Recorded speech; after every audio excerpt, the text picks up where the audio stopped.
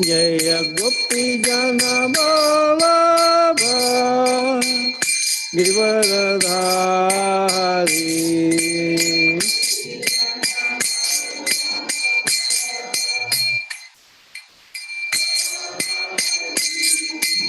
Jasyadanandana Bhajana Ranjana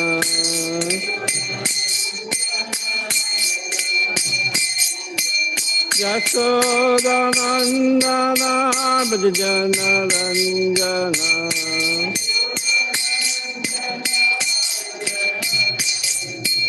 Yamuna Tira Vanachari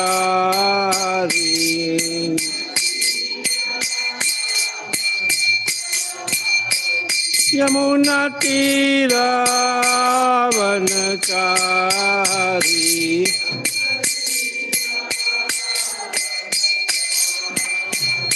Jaya Radha Madhava Punjabi Hari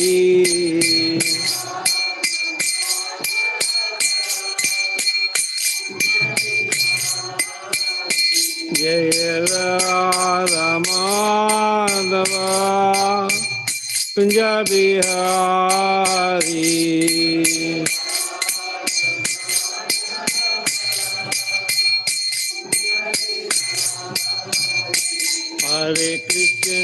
Hare Krishna Krishna Krishna Hare Hare Hare Rama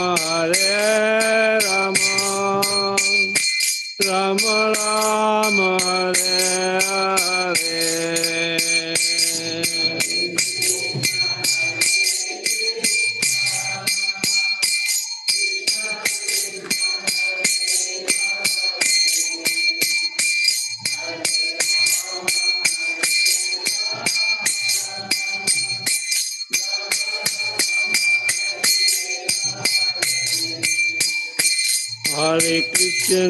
Hare Krishna Krishna Krishna Hare Hare Hare Rama Rama Rama Hare Hare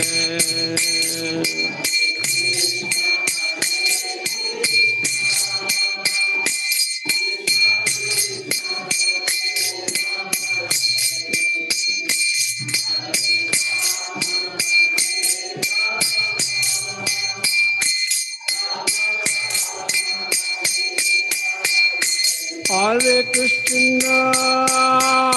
Krishna Krishna Krishna Hare Hare Hare Rama Rama Rama Hare Hare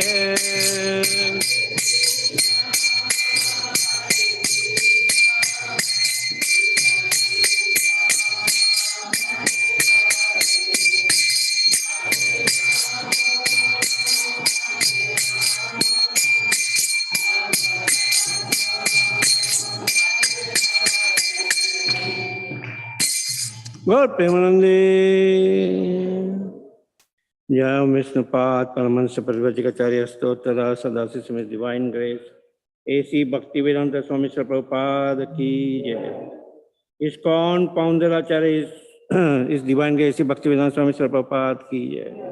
Anand Kauti Vaishnavinda Ki Jai. Nahabicharya Haridas Thakur Ki Jai. प्रेम से कहो श्री कृष्ण चैतन्य प्रभु नित्यानंद श्री अद्वैत गदाधर शिव सदि गौर भक्तवृंद की जय।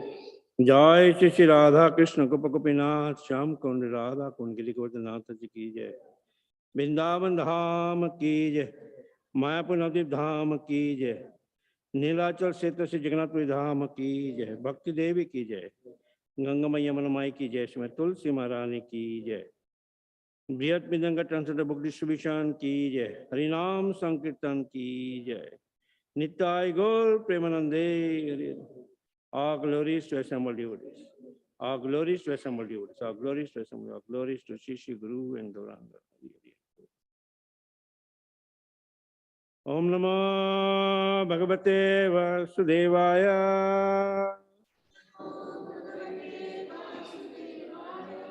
Om Namo Bhagavate Vasudevaya. Om Namo Bhagavate Vasudevaya.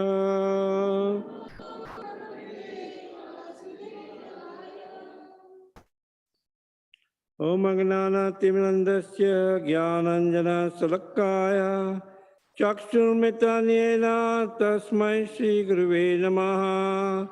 Shri Chaitanya Manabhistam Sapitam Yena Bhutale Swayam Rupa Kadhamayam Dadati Swapadantikam.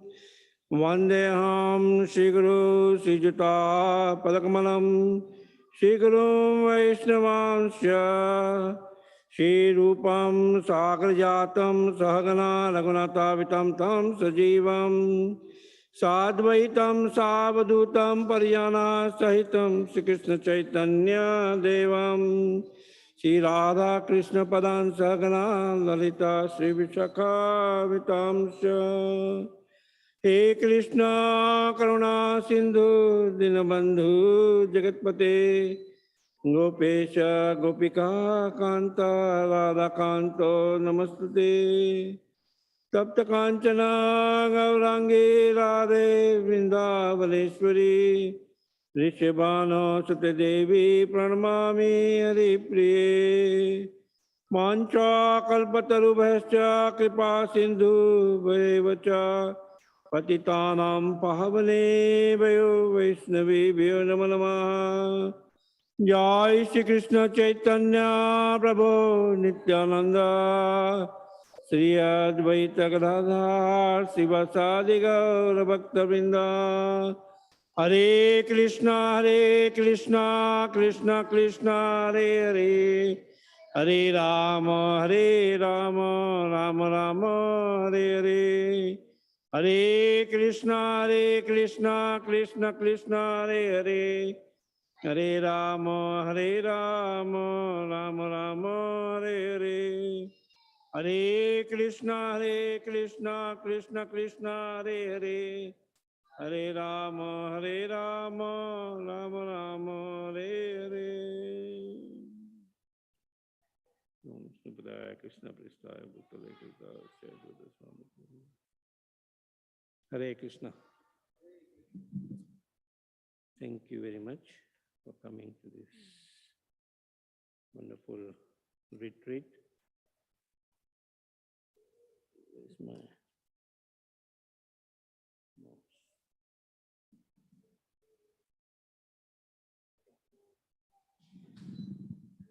So topic today, which Prem Kishore Prabhu suggested is Sadhana Bhakti, or sadhana, a priority in Vaishnava life. When we talk about sadhana bhakti, so the first question comes, what do we mean by sadhana? Right? Anybody would like to give it a shot? What do we mean by sadhana?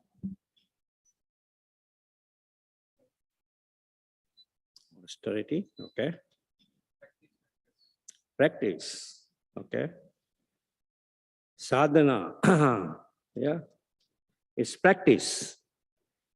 So in Nectar of Devotion, in the second chapter, after the first chapter talks about pure devotional service, right? Second chapter talks about Sadhana Bhakti. Let's see what does it say. The first stages of devotion. Right. The practice means employing our senses in some particular type of work. Therefore, devotional service in practice means utilizing our different sensory organs in service to Krishna. Right. We call it bhakti, and Srila Prabhupada defined bhakti as devotional service. Right? Devotional service, not only devotion, devotional service. And sadhana bhakti means devotional service by engaging our sensory organs. Sadhan means object, sensory organs, in service to Krishna. And this practice is not meant for developing something artificial. It's not meant for developing something artificial that, oh, by performing Sadhana Bhakti, we will develop something which we don't have. Right? Not something which is something artificially fed to us. Right? So devotional service to the Supreme Lord is the natural instinct of every living entity. Right? Natural instinct of every living entity. Every living entity has dormant Krishna consciousness within him. Right? Devotional service revives, reawakens that Krishna consciousness which is dormant, present in all living entities. That's why we see when Mahaprabhu is visiting Jharkhand forest, traveling through Jharkhand forest, even the animals, through hearing pure chanting, they reawaken their Krishna consciousness and they start chanting.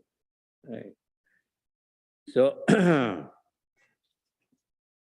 let's see. Yeah.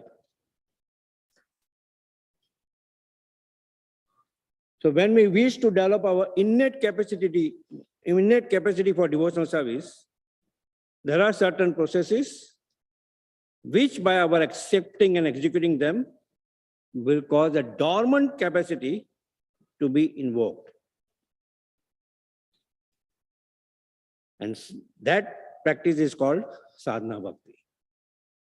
Right? That practice is called Sadhana Bhakti. That when we wish to develop our innate capacity for devotional service, right? We have capacity for devotional service, not artificially acquired. Right? Not artificially acquired. But by following certain processes, and we see certain processes like hearing, chanting, and we'll hear further about different types of sadhana bhakti. And by our accepting and executing them, will cause a dormant capacity to be invoked. And such practice is called Sadhana Bhakti. So there are different types of devotional service. One is Sadhana Bhakti, which is a start, practice. It is categorized into two, Vaidhi Sadhana Bhakti and Raganuga Sadhana Bhakti, and we'll touch base a little bit about that. Then Bhava Bhakti in ecstasy, right? Like in the Dasamula Sutra, we see Adau Shraddha, right? We start with some faith, Sadhu Sangha, Bhajana Kriya, Anartha Nivritti. We go through this process in Sadhana Bhakti. Then we come to firm faith, right? Nishtha. Shraddha to Nishtha. There are seminars on Shraddha to Nishtha. How do we get from Shraddha platform to Nishtha platform? Firm faith. Then we get into the category of Bhava Bhakti, where we have natural attraction, right? In Sadhana Bhakti, we don't have natural attraction. We follow the dictates of our spiritual master, right? We follow the dictates of the scriptures. We don't have that natural attraction. In Bhava Bhakti, the inspiration is the natural attraction, right? But some trace is there in Bhava Bhakti, which can make us still fall down. Like we see Bharat Maharaj's case in Srimad Bhagavatam. Or the Bhava platform, got attracted to a deer, came down. Therefore, there is distress and impediments in Bhava platform. But then, Prema Bhakti platform, the highest platform, right, in pure love, one is fully immersed in activities related to Lord Krishna, right? who is completely unacquainted with impediments, material distress, and who incessantly tastes the bliss of prema, like the Gopas, Gopis, Nanda Maharaj, and different moods of Santaras, Dasyaras, right? I mean, then we go to higher ras, Sakya ras, Vatsalya ras, and Madhurya ras. Right? Pure love, prema, bhakti in pure love.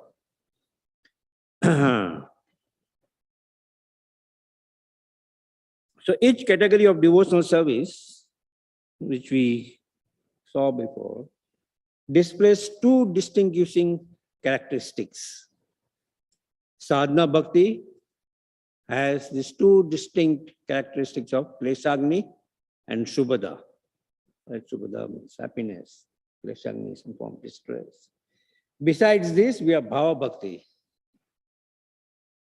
which displays further two characteristics called Moksha Lagutakrit and Shuddhalabha. Well, Moksha Lagutakrit is more insatiate happiness. And beside this, Prema Bhakti displays Ananda Visheshatma, and Sri Krishna Karsini, attraction to Lord Krishna. Sri Krishna Akarsini. Right.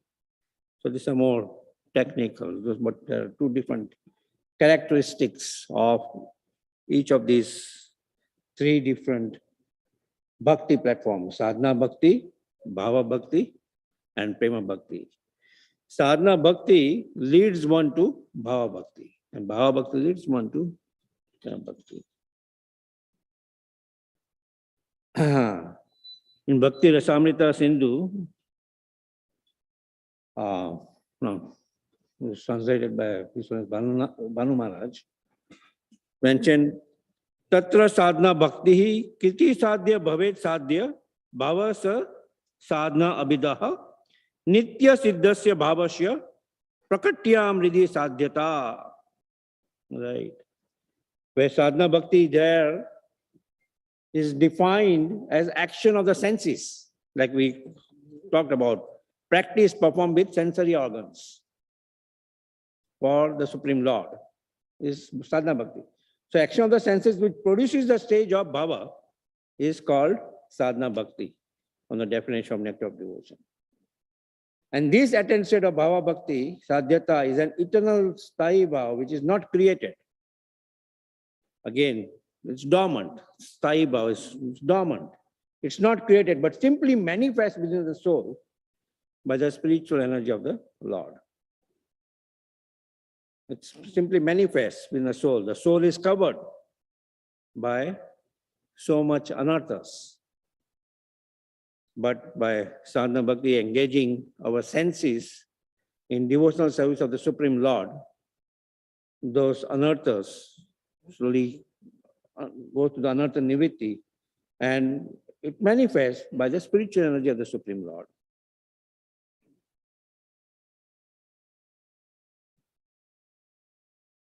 Jiva Goswami comments on this. When bhakti is cultivated by the action of the senses, it is called Sadhana Bhakti. Right?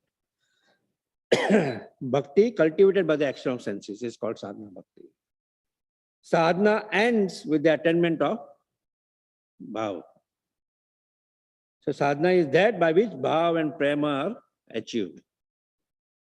The practice of devotional service, Sadhana Bhakti, which leads us to Bhava Bhakti. Now, full attraction. And then to ultimate love of God, Prema Bhakti. So it ends in Bhava, and ultimately, through sadhana, Bhava and Prema are achieved. Vishwanath Chakravarti Thakur comments on that Bhava is eternal and merely appears within the heart of a devotee. Right. The Bhava also includes hearing, chanting, and other actions. It is not just emotions. Not Bhava means sentiments, emotions, no. It includes hearing, chanting, and other actions. So the emotions and actions of bhava are all eternal and spiritual and not material.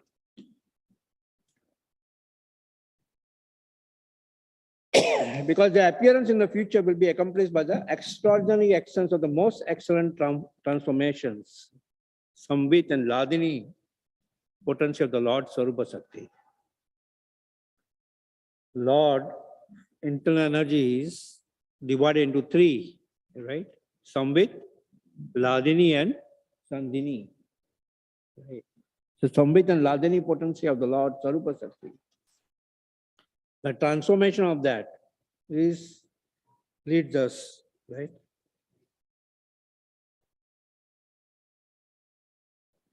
This is from Vishwanath Chakravarti Thakur's commentary.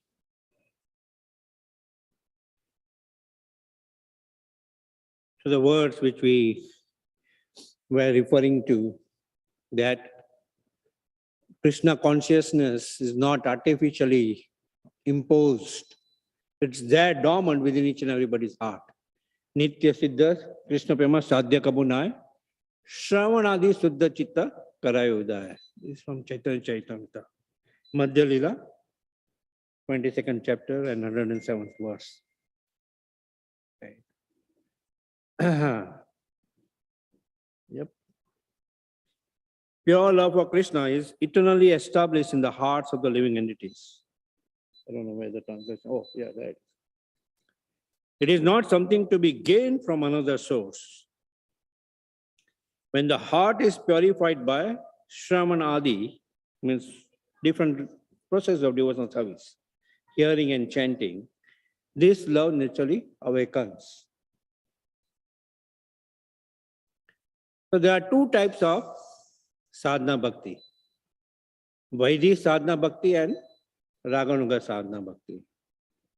Vaidhi Sadhana Bhakti means you have regulated devotional practices. Raganuga Sadhana Bhakti is spontaneous devotional practices. In Vaidhi Sadhana Bhakti,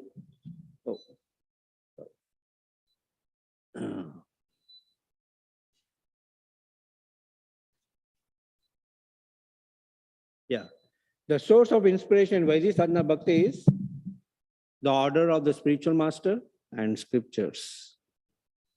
But the source of inspiration in Raganuga Bhakti is natural attraction. So these two categories of Sadhana Bhakti, Vaidhi Sadhana Bhakti and Raganuga Sadhana Bhakti. So this is important. So Vaidhi Sadhana Bhakti is further, we see there are two classifications, Pancharatriki Vidhi and Bhagavad Vidhi. Pancharatriki Vidhi, right? Pancharatri ki. What is the meaning of Pancharatri ki? 5 nights, right? Why is it called Pancharatriki Vidhi?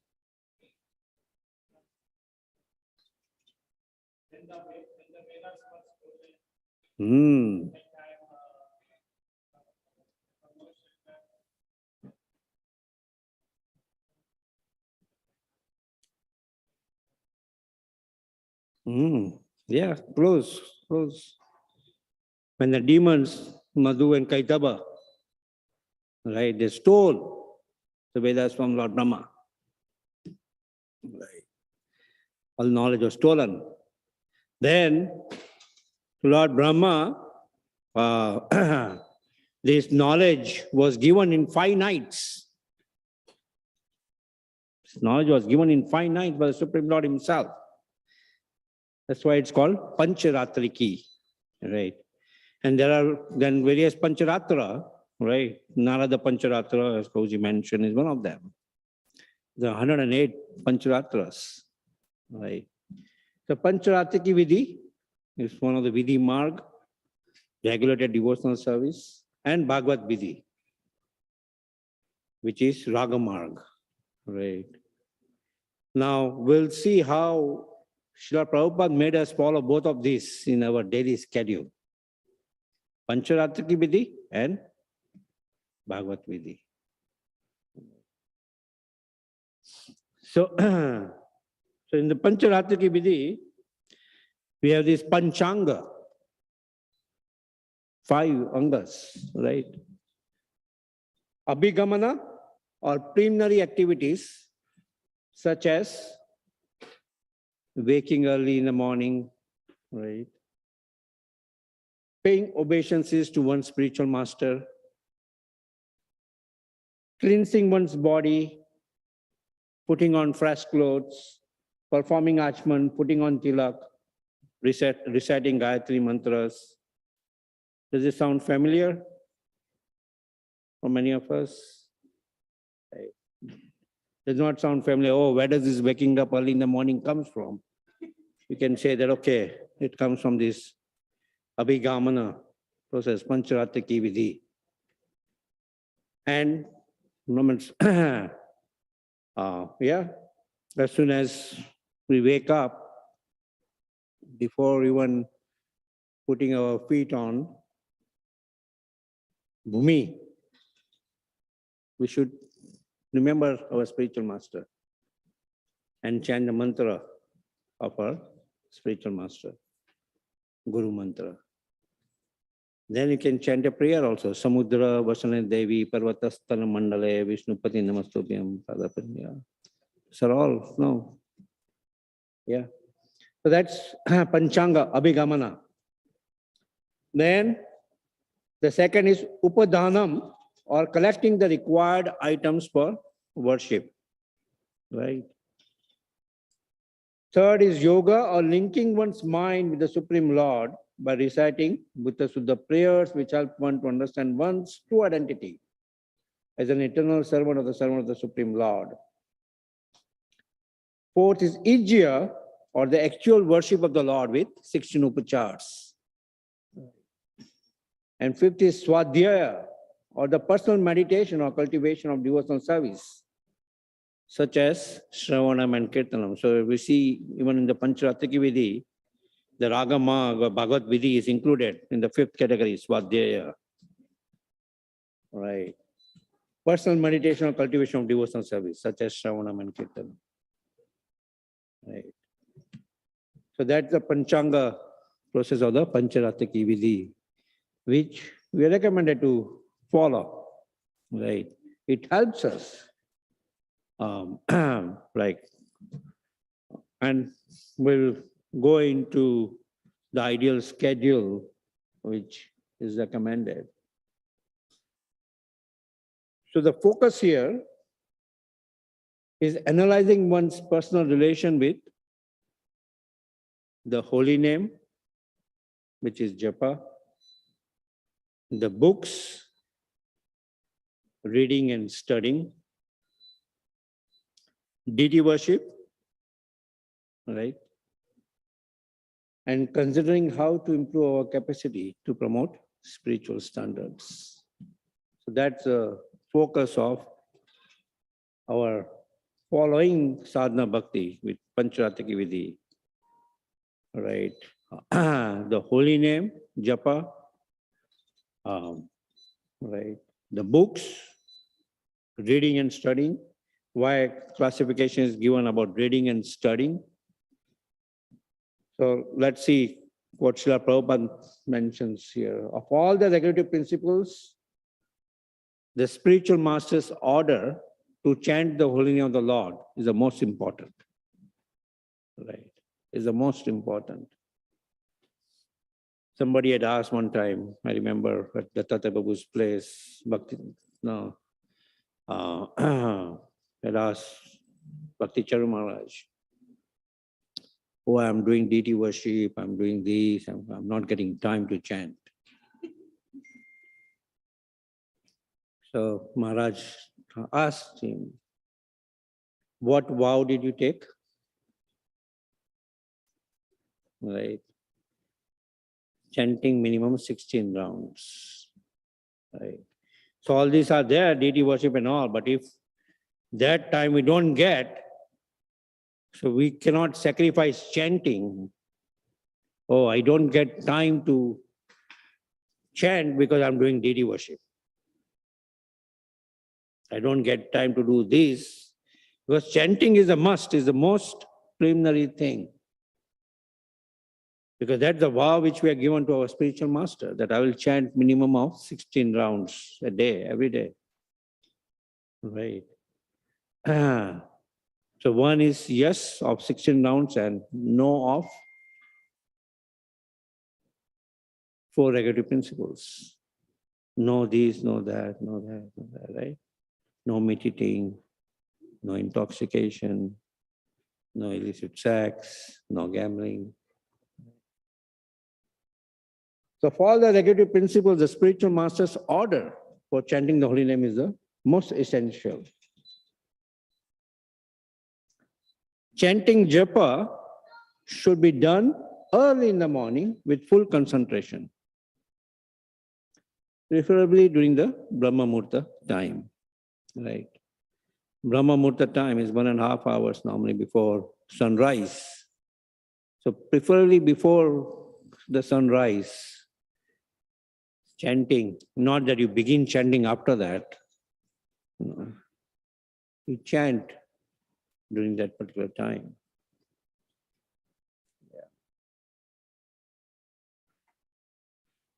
Srila Prabhupada fully absorbed in chanting the holy name of the Lord. Your first job should be to make sure that every one of the devotees, now this is he's talking to a leader, every one of the devotees in your zone of management is reading regularly our literatures and discussing the subject matter seriously from different angles of seeing, right? What good are many, many devotees if none of them are knowledgeable? We are not here in a wholesale devotee making factory where, okay, the progress of our temple is dependent on the number of initiates which we have. But what good is those number of initiates if they are not chanting their rounds, the promises which they are given to the spiritual master? Right? It just becomes a name, and it becomes, in fact, it's a farce, because then it becomes a place where people are lying to the spiritual master. Right? So regularly reading books, regularly Nityam Bhagavata Sevya, right? Nityam Bhagavata Sevya, hearing topics about Srimad Bhagavatam and Bhagavad Gita, and chanting prescribed number of rounds. So what is the difference between reading and studying? Reading is looking at something written and grasping what it says, while studying means applying one's mind purposefully to the acquisition of knowledge, understanding or memorization of a subject. Right? That's why this memorization of verses comes. Srila Prabhupada wanted us to be lawyers. Just like lawyers, they can say, okay, no, according to court this is this, according to court this is this. So similarly, we should be quoting Bhagavad Gita. There was a court case, I remember, where the devotee took all the books of Srila Prabhupada, right in the court. Right, in the court case. Right. So, quoting this quote, this quote, this quote. That's how well-versed we should be. That's the difference between reading and studying. And Srila Prabhupada, we see right till his final days, he went on translating his books, not so that we get it as it is and we keep it on ourselves as it is, but so that we can grasp from it. Tushyanti cha ramanti cha, and we can converse about it with devotees. If you want to stay in Krishna consciousness, you will have to develop firm faith in Guru and Shastra, Therefore, you must study my books very scrutinizingly, follow the 4 negative principles very strictly, and chant 16 rounds daily, avoiding the 10 offenses. Don't take this movement as something cheap. That's the purpose with all the books. You must all study very scrutinizingly all of the books, so that when the need arises, you can repeat in your own words their purport. So you can do that only if you are scrutinizingly read the books and conversed about that subject matter with other devotees. Then in your own words, you can talk about the purport of that particular verse.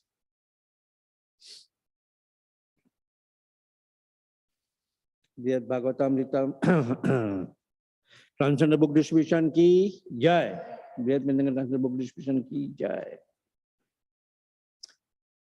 So 4 things. One need only chant Hare Krishna, Krishna Krishna, Hare Hare, Hare Rama, Rama Rama, Hare Hare. Accept the remnants of foodstuffs offered to the Supreme Lord.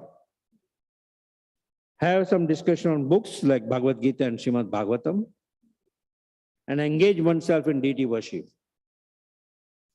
These 4 things will make one happy, right?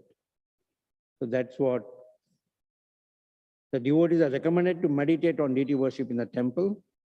That's why the deities are there, to meditate on the deity worship in the temple. Complete prescribed number of rounds as and when opportunity is there. Perform some basic minimum exercise. Read the scriptures as and when you get opportunity throughout day. So again, importance of regular reading is stressed. This is, somebody may say, oh, this is good for brahmacharis, not good for grahasthas, right? We have to go out, go in picnic,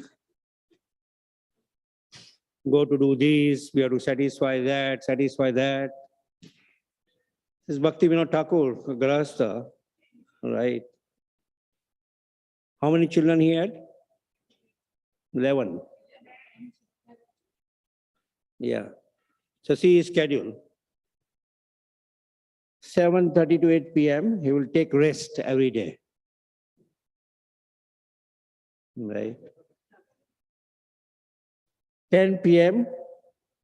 he will rise, light the oil lamp and start writing till 4 a.m. Then take rest at 4 a.m.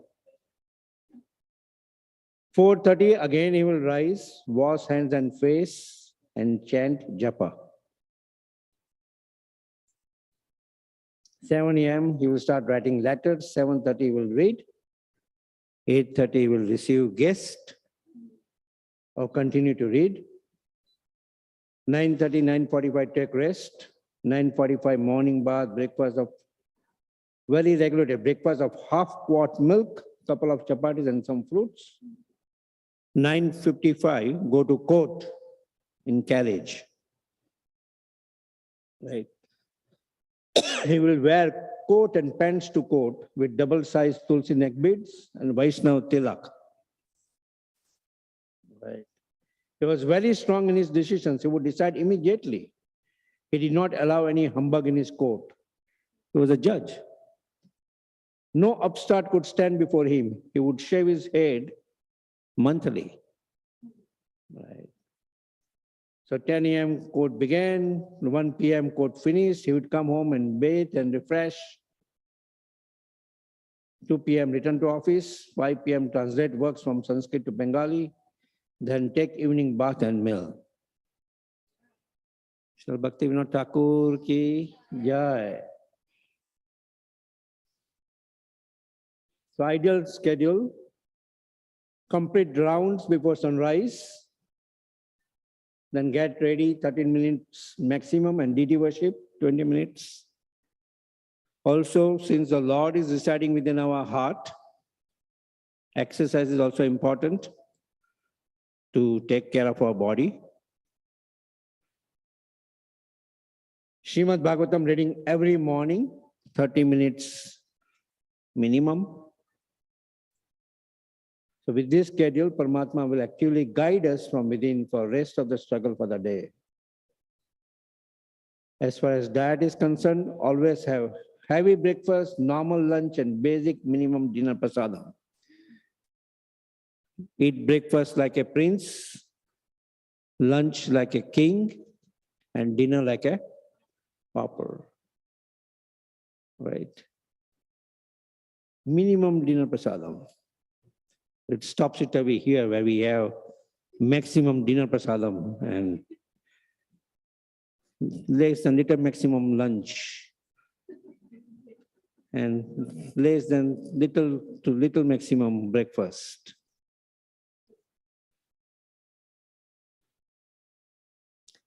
Keep emails, Facebook, news as last items of the day to keep it just needful and minimum. Don't ponder on, oh, how many people have liked. Let's control our urge to even react to the messages. Many times, even before us being absorbed to see the deity, right? We don't want to become absorbed to seeing the deity. We just want to click and post it in, making somebody else absorbed. So many times I feel that all of those who are seeing, they'll go back to Godhead, but those who are clicking will still remain clicking. Right. First of all, he needs to become absorbed in seeing the Lord and pay his prayers, obeisances to the Lord. No, immediately our mind is so flickering, oh, let me click and let me post it immediately. Right? So we should avoid that urge. Emails, Facebook, if recent initiates, the spiritual master can have one more vow. No emails, no Facebook, no WhatsApp. Make sure to read Krishna book for at least 10 minutes before going to sleep. Srila Prabhupada ki jai. Are there any questions, discussions? Do we have time? Yeah.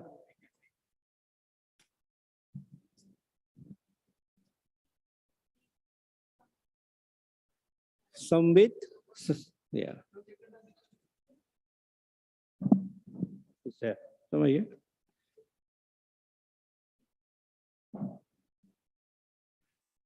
So out of the three energies, what are that? Sambit, Sandhini, and Ladini.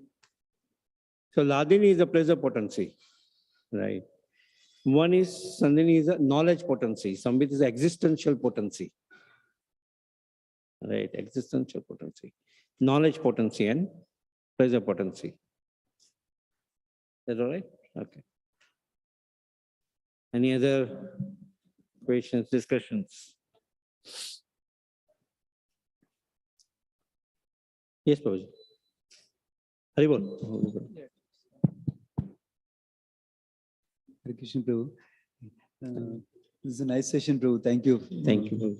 So, about when you described Pancharatrika Vidhi and Bhagavat Vidhi. Yeah, we also hear Bhagavat Marg like that. Is same thing? Yeah. Okay. Bhagavat Marg, Raga Marg, Bhagavat Vidhi. Okay. And Vaidhi Marg.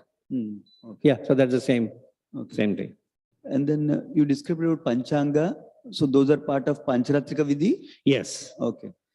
Those Panchanga are part of the Pancharatrika Vidhi. And as part of the Panchanga, we see the fifth Swadhyaya includes part of the Bhagavat Marg. Okay. Chant, Shravanam and Kirtanam. Okay, got it. Thank you. Yeah? Thank you. Hare Krishna. Hare Krishna, Prabhu. Yes, Prabhu. Very enlightening. Thank you very much, Prabhu. The one which is on the screen right now. Wonderful. Yeah. So this is the kind of a benchmark, I can say. And also in the prior slides, you did stress on the sadhana. That's Yeah. in a wonderful way. But my question is, initially I was feeling like whoever is not up to this or doing it, like not even getting up in the morning, is a big kind of a, they're not eager to progress in spiritual life. But later my realization was it depends on the person, how he can grasp or how his body kind of is supported, right? Mhm. It all depends on a person may need 10 hours of sleep or his work schedule or his responsibility or his or her kids, many things matter. So how to convey this message, because I learned it from my own family. Hare Krishna, Haribol. So this is my realization, but I would like to have your expert advice. Even I'm in a practice, if we are in a practice mode, it's not like I'm having something more if I get up early. Maybe that may also feed the ego as well. At some point, oh, my body gives that kind of a strength to get up in the morning, but my body doesn't give, I cannot stay awake after 8:30, 9 o'clock. That is my negative. So how to relate this and how to convey this Yeah, for the message, for the devotees who cannot follow this kind of message? yeah, very good. So how to convey to the devotees who cannot follow this path, yeah? So this is ideal schedule, right? Now, you can get up early only if you take rest early. Like we see our acharyas, they went to take rest at 7:30, 8 o'clock at night, right? And we see them eating very late at night. What you eat at night, right, will dictate upon how much rest you want to take, right? And at the same time, how early you can go to take rest. Like you mentioned about work schedules, some devotees' work schedule may not allow that, right? Okay, so they have to adjust whatever best they can in their work schedule. But especially when we have taken this Vaidhi mark, right? We all have taken the Vaidhi mark, especially those who have taken initiation. Shelter of the spiritual master is a commitment which you have taken. That okay, spiritual master is not saying say Haribol to your work. But if work becomes an impediment to practice your devotional service, you may even want to start thinking in that direction. But otherwise, we have to figure out a schedule where, okay, I'm doing this work. And many of our devotees in our congregation, they have their work schedule. But in that work schedule, how can I fit my schedule best so that I can complete my 16 rounds, I can chant, I can read Prabhupada's books. If reading is not possible in the state of New Jersey, where you are traveling long, here, many books, in my personal example, I have not read, but I have heard them again and again. Chaitanya Charitamrita, I never got an opportunity to read it, but I heard them again and again in my back and forth travel to work. Right. So similarly, you get an opportunity to read, best. If not, hear them. There are so many things are available now. Narrations of books, spiritual masters' lectures, other Maharaj's lectures. Hear them. Brihad Bhagavatamrita. I didn't get an opportunity to read the entire narration by Keshav Bharati Maharaj. It's narrating word by word, words by words. The seminars on that, the narration of the book, right? So those are the things which we can take, and as much will become absorbed in that, right? Just like a child, he has sand in his hand. If he's given ice cream, if both his hands has dirty objects and he's given ice cream, what is he going to do? He's going to drop one of the dirty items and take the ice cream. Similarly, when we get taste in devotional service, we will give up our lower inclination. No, Brahmanda Brahmide Kono Bhagyavan Jiva. For many, many lifetimes, we have been absorbed in watching IPL and watching this and watching that, or playing cricket and playing that and playing that. But this lifetime, somehow or other, we have gotten that mercy to take shelter of our spiritual master. Why cannot I use the best of that? Right? I've wandered around many, many lifetimes. But when we have gotten this mercy, make the best use of the lost bargain. And the present moment is, in one sense, the most critical moment where if anybody has any illusion that, oh, this material world is meant for happiness, it kind of shakes you off. At each and every moment, we can see, it was just like the guy holding the branch of the tree, where in the bottom there are scorpions and this and that, and the trunk which is holding, there is this white and black mice tearing off. And each and every day we hear, for last 2 years, we have just been hearing this saga. COVID this, COVID that, this variant and that variant and that variant and that variant and this jab and that jab. And believe me or not, it's not going to end. It's going to be like that, with much more miserable. So we use the best use of the lost bargain, right? Best use of the lost bargain, and take to this process seriously. Yeah, and to me, Susukam Kartum Avyam, devotional service is joyfully performed. When it is performed with devotees, when we focus more on the Sangha, how I can strengthen the Sangha, association of devotees,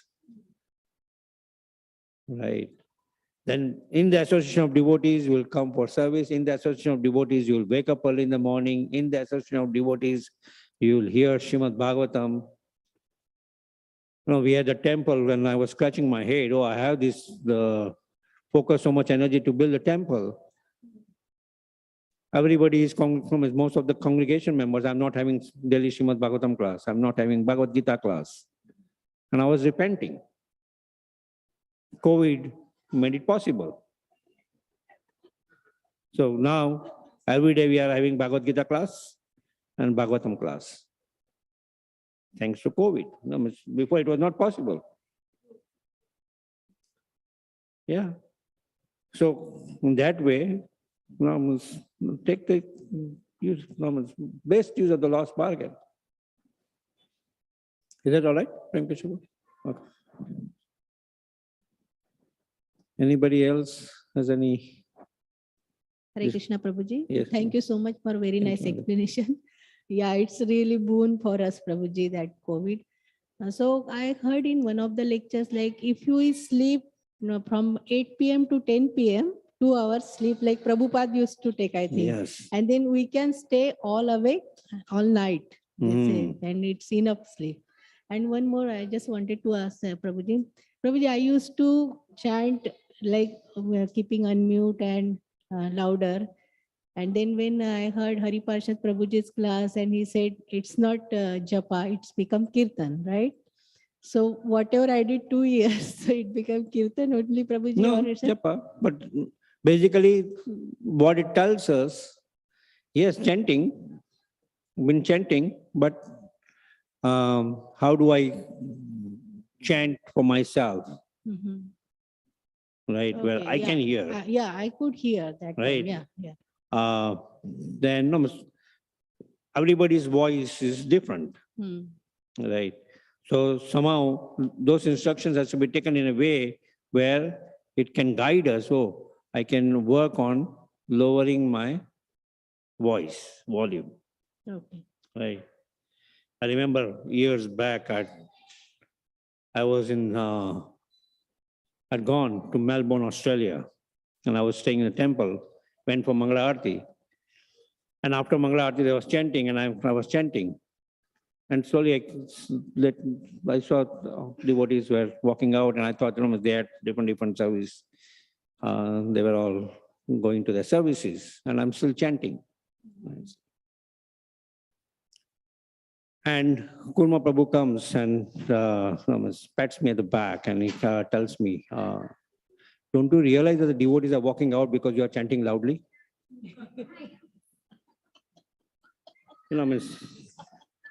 I thought that they were going for different services or something. But there was a shock, checking up. So Hari Prasad Prabhu's instructions to be taken in that way, that okay, okay, let me work on my volume. Yeah. Thank you so much, Prabhuji. Hare Krishna.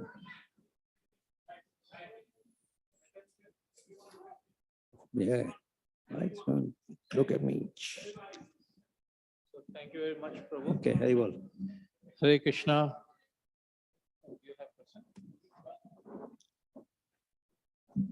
Hare Krishna, Prabhuji. Thank Hare you for Krishna. your time. Thank you for wonderful Thank you. presentation. I know you are continuously busy. You are here for Mangalarti. You dressed up the deities, continuously engaged in service. And now this presentation. It's really helpful and practical, Prabhuji. Thank you. Just a practical comment on this understanding from Harishori Prabhu's classes and today's morning Guru Maharaj's comment on that Srila Prabhupada's understanding, especially the japa calls thing. It's meant to be everybody has to join there, whoever can. Whoever really is into only one-to-one chanting, they can do their thing. But when you are on japa call and when you are the lead chant or you are on the group, that is meant to inspire others to chant. Yeah, So you cannot chant yourself, Hare Krishna, Krishna Krishna. The other person will also sleep. yeah, So that is ideal at that situation. But you are chanting in like temple hall, there are certain people are chanting who might get disturbed. Then you have to see your volume and strength. yeah, So it's more a kind of personal thing and the platform where you are chanting. yeah. And always strive for a platform where there is group chanting. Yes. In chanting, there is no lead and follow. Okay, somebody is leading and I follow. That happens in Kirtan. Somebody leads and I follow. So, in japa calls also, I remember when we had started Japathon on Sunday, initially there was this focus on lead, and I was emphasizing, no lead business, let's just chant together. Right? Let's just chant together. And when you're chanting virtually, at least you have an advantage. If somebody's voice is too loud, you have the volume control. You can control the voice. Lower the voice. Instead of saying, oh, Mataji, chant low, softly. Control voice to the level where you are able to hear your chanting, because hearing your chanting is more important than hearing others chanting. And that's where goes to even this japa, Prabhupada japa. Many temples is not even encouraged. Right. And it's not at all. As soon as the chanting period happens, immediately we switch on the japa. Now, I stayed for so many years in Jew temple, and the devotees will switch on. And when Giraj Maharaj will come, another Maharaj will come, and Maharaj will say, okay, can you shut that voice? Not that he does not have respect for Srila Prabhupada, but no, yeah. Yeah. Yes. Yeah, that was Yeah. whole day going on in the temple. Somebody forgets after the chanting time to switch it off, and then it goes on, and then Yeah, Prabhupada yeah. won't chant 24 hours like this. So please take care of that audience. Yeah. Okay. Thank you very Very much. much, Prabhuji. Hare Thank you. Krishna. Hare Krishna. Hare Krishna. Amamita Bhaktavinda ki jai. Hare Krishna, Prabhuji. Hare Krishna, Prabhuji. Please accept my humble obeisances. Just one like small question, like Japathon usually starts at 5 a.m. in the morning, but what is the ideal time that we should be getting up, like in summer season, to do the japa? What is the ideal time? What is the ideal time we should be getting up? Well, ideal is as 4 o'clock must be here is better. Ideal schedule. Complete rounds before sunrise. But when you are at home, even if you are waking up 4:45, it's mentioned like Amarendra Prabhu once time mentioned in his lecture. Just wash your face, wash your mouth, brush your teeth, then sit down for chanting. Nicely chant, finish chanting, then do your morning bath and all those kind of things.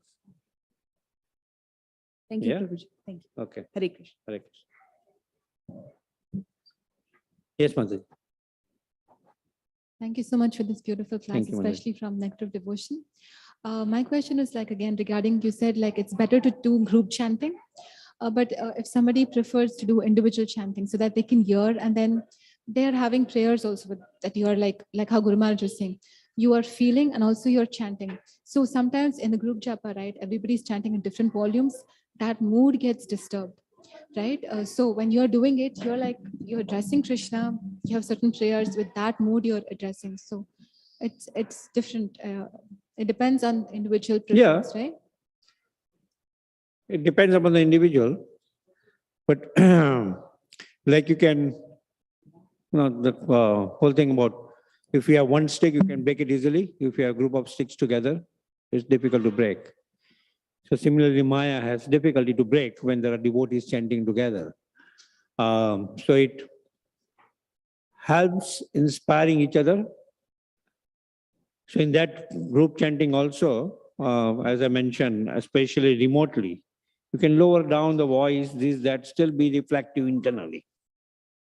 That you're like accountable. In that way, means you are part of the group, somebody looking at the numbers, oh, I am there alone. Sometimes at 5 o'clock, there's one person on the call that does not feel that, they are by themselves or something. Yeah? So in that way it has, okay. Otherwise, Maya can say, I am alone. And then tomorrow the Maya will say, I think you need some more rest, take rest. Everybody else is resting, why not you also? Right? So it gives less opportunity to Maya to attack you. Yeah? Okay. And regarding Srila Prabhupada chanting also, I heard this, that sometimes people just like they put on Srila Prabhupada's chanting and they are running on the beats. It's like Prabhupada chanting and they are doing just the beats.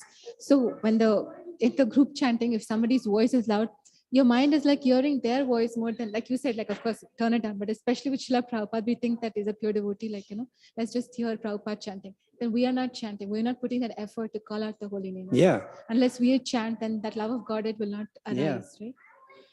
So the chanting machines are good when you yourself are not able to chant. When Just like, when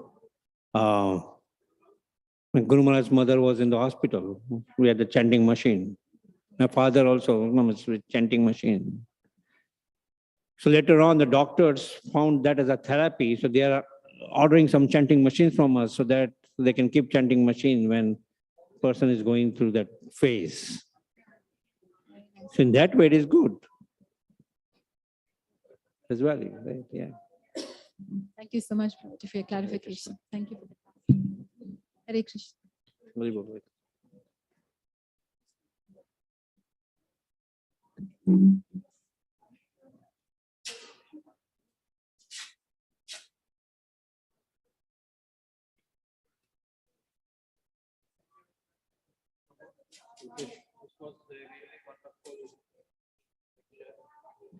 I think it would have been helpful for each one of us, mainly on the sadhana, what we do. And Prabhuji really spent time and put us in a beautiful way of all these slides. So with this, we will go to the next one. Looks like it will be more attractive from the kids' perspective, where kids nowadays, we do push a lot to chant. Whether the younger kids like this age, 7, 8 years, they will be kind of starting to retaliate as well. So this effort, this upcoming session, thanks for Amritanand Prabhu and with blessings of Rumpad Swami, we have put up a kind of a approach where kids will perform few things. So Amritanand Prabhu, if you can please join me.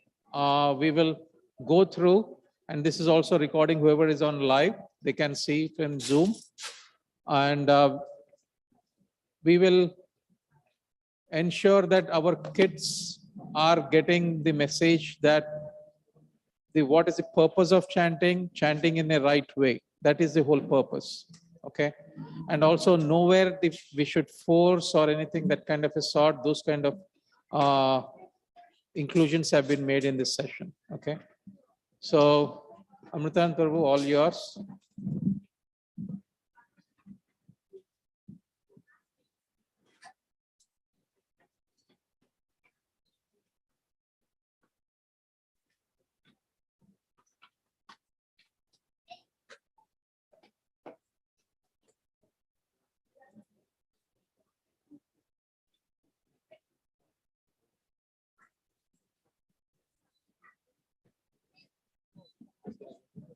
Okay.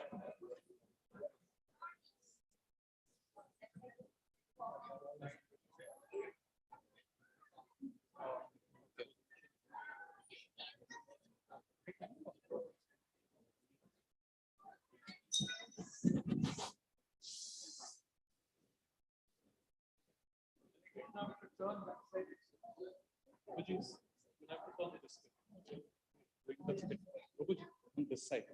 On this side.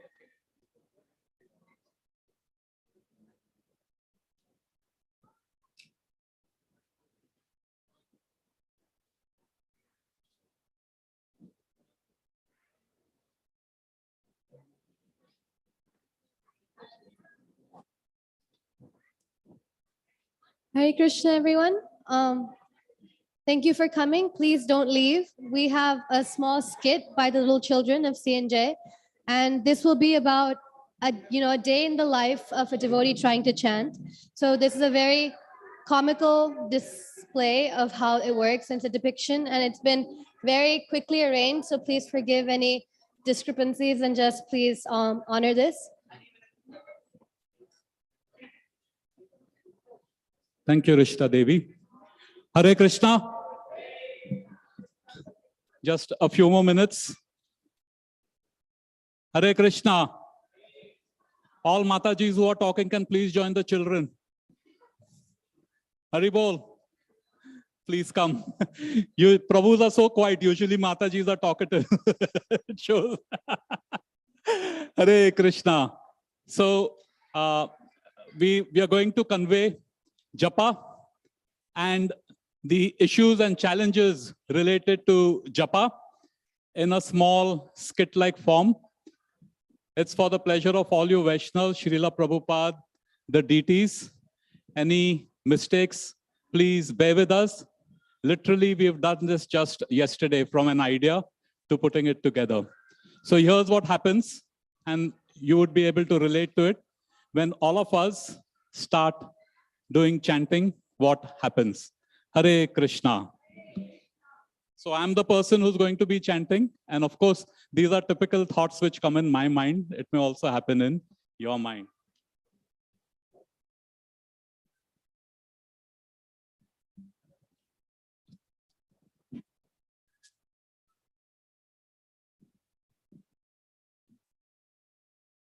Jai Shri Krishna Chaitanya Prabhu Nityananda Shri Advaita Gadadhar Shivasadi Gaura Bhakta Brinda Hare Krishna Krishna Krishna Hare Hare Hare Rama Rama Rama Hare Hare Hare Krishna Krishna Krishna Hare Hare Hare Rama Rama Rama Hare Hare Hare Krishna Krishna Krishna Hare Hare Hare Rama Rama Rama Hare Hare Hare Krishna Krishna Krishna Hare Hare Hare Rama Rama Rama Hare Hare Hare Krishna Krishna Krishna Hare Hare Hare Rama. Oh, I have to go and do my work. I think I should be getting on time. Hare Krishna Krishna Hare Hare. Oh, I have to do this report. I have to get my report done. Oh, I have to do my report. I think I should do my Hare Krishna Krishna Hare Hare Hare Rama Rama Rama Hare Hare Hare Krishna Krishna Hare Hare. I have to attend the meeting. What am I going to say in that? I think I'm going to negotiate all the contract properly. Hare Krishna Krishna Hare Hare Hare Rama Rama Rama. Show it outside. Hare Krishna Krishna Hare Hare. I have to prepare for today evening's class. I think I'm going to refer to Prabhupada's letter. Hare Krishna Krishna Hare Hare Hare Rama Rama. Hare Hare Krishna Krishna. Oh, laddu. I want to laddu. I think I'll have. No, I think maybe pizza is better. Hare Krishna Hare Hare Hare Rama Rama Hare Hare Hare Krishna Krishna Hare Hare Hare Rama. Oh God. Hare Krishna Hare Krishna. I have to finish my rounds quickly. Hare Krishna Hare Hare Krishna Hare Hare Ram. Oh, I think I'm going to have a samosa. That samosa last night, I didn't get a chance to eat it. Hare Krishna Krishna Hare Hare Ram.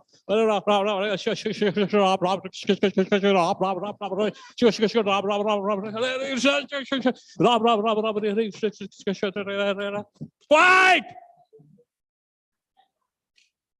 Don't disturb me. I'm doing my japa. I think I'm going to sit in the company of Vaishnavas and do japa. You all are disturbing me a lot.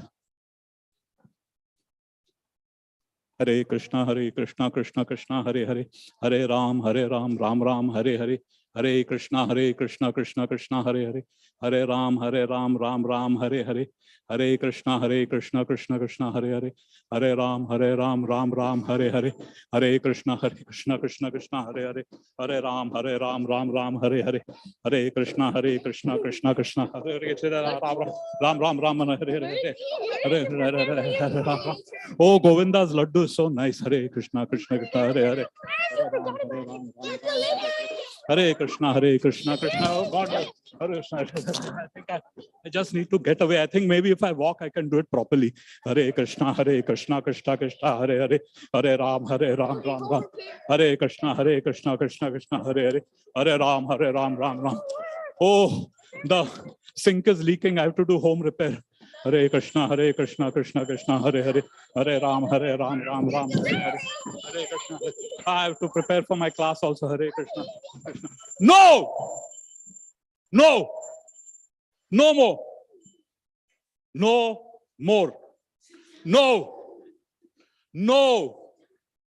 Hare Krishna. No. Hare Krishna Krishna Hare Hare Hare Ram Ram. No. Hare Krishna no. Hare Ram Ram. No. Hare Krishna Krishna. No. Hare Ram, Ram Ram, Hare. No!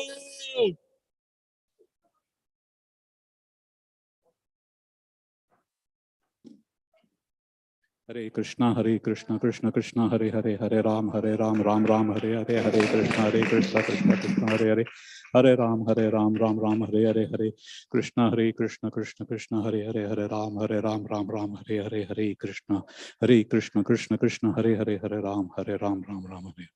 Jai Shri Krishna Chaitanya, Prabhu Nityananda, Shri Advaita Gadadhar, Shivasadi Gaur Bhakta Brinda, Hare Krishna. Hare Krishna, another big round of applause. So this was, it was really quickly rehearsed and the children did so well. So one more round of applause for them. So this was basically, it was a very comically done, and this was to show that when a devotee is trying to chant, there's so many distractions, and the distractions have been grouped by color. And there's distractions about food, there's distractions about your work or your school, there's distractions. After everything, your mind comes up and says, you know, I should be doing book distribution, or I should be doing Didi Seva. So that's the mind's last resort. It's the biggest excuse the mind makes when we're devotees. It says, while I'm chanting, I'm going to prepare for my lecture. Or because we go into the mentality that when I'm chanting, it doesn't mean anything, and I should be doing something productive.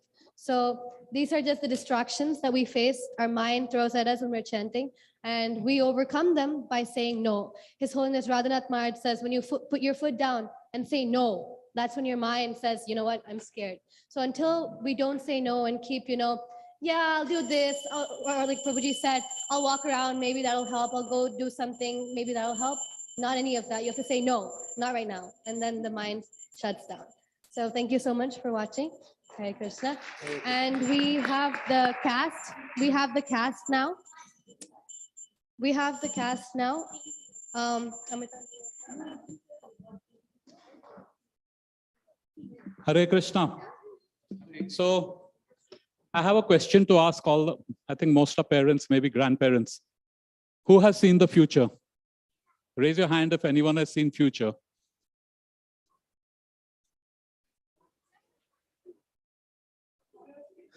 It's so simple. This is the future. This is the future. Sometime back, I had asked His Holiness Jayadvaita Maharaj. I said, Maharaj, what ambition do you have? And he says, I just want to see Prabhupada's ISKCON handed over responsibility to the next generation. So we are the caretakers of all these. And by engaging them in activities, which should be fun-filled as well as instructive, both for the adult as well as for the child. And what we expect our children to be, we should be first. So if we want to do japa properly, we should set them an example so that all these distractions that we have, it won't come. Just before the class, I had rushed to Devkinandan Prabhu's house and met with Gauranga Prabhu. And I asked Gauranga Prabhu that, Prabhu, this is what we're going to do. Do you have any advice? And he gave something very simple and easy to follow. NOI. Now we all know NOI stands for nectar of instruction. Nectar of instruction. But what Prabhu said is, we are neglective, offensive, and inattentive. So the whole thing of Mahamantra is, we are saying, hey Radharani, engage me in the service of Krishna. That is our prayer. Engage me in the service of Krishna. And when we are making that prayer, Krishna says, okay, and he sends us a service opportunity, but we neglect it. We may not do it properly, or we may not do it at all. Or we may be offensive to the other person who's doing a service. Oh, this Prabhu is a soft. Oh, this Mataji, she doesn't know to cook yet, she's coming in. Whatever. They may be the thing. So as long as we are NOI, then japa is impossible. And Rishta,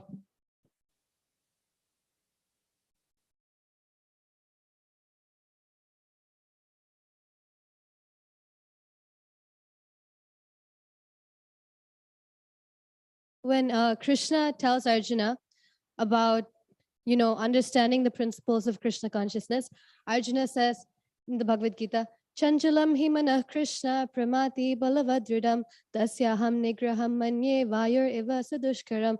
So that means that your mind, and this is Arjuna speaking, so we are nowhere in comparison. So Arjuna is saying, I can control the wind, and he had the power to control the wind, but I cannot control my mind.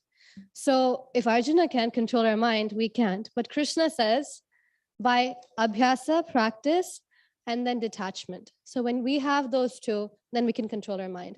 So abhyasa is consistency, practice chanting and other devotional practices every day. And then we have detachment, like Maharaj was saying in the morning, not like excessive detachment, but you accept what's favorable, reject what's unfavorable. Like Madhupati Prabhu was saying, whatever works for you, work or school or family, how to maintain the Krishna conscious practices with all of that.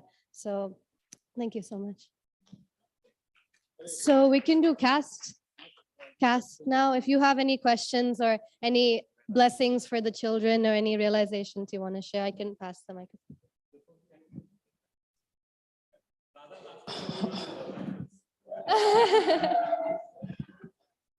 We need everyone to chime in. Basically, this is like a segue to the next session. Okay. So the next session also relates to this. 1 second. And before we end, I would just like to thank Amritanand Prabhu so much. He has been my, claps. He has been my first Sunday school teacher in 2009. So 2009, when we first joined the CNJ community, he was my first Sunday school teacher, and I was like them. And I was five years old. And then I remember just being in love with the way he taught. It was so fun. We cooked, we sang, we danced. Sunday school wasn't like school, right? When we think of school, it's like, you sit down and the teacher's yelling in your face. It was never like that, right? So, and I'm so glad Amritanand Prabhu is back, and all of these kids are fortunate enough to have him, because I grew up with this. And I am so happy that they're able to grow up with this. So thank you so much, Prabhuji. It's such an honor to have you.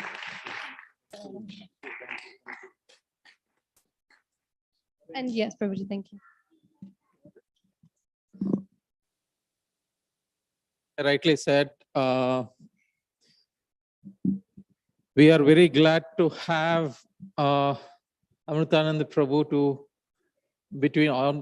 among us right now, and we are really welcoming him on each and every day through the japa, whatever we do, the japa japathon in the morning.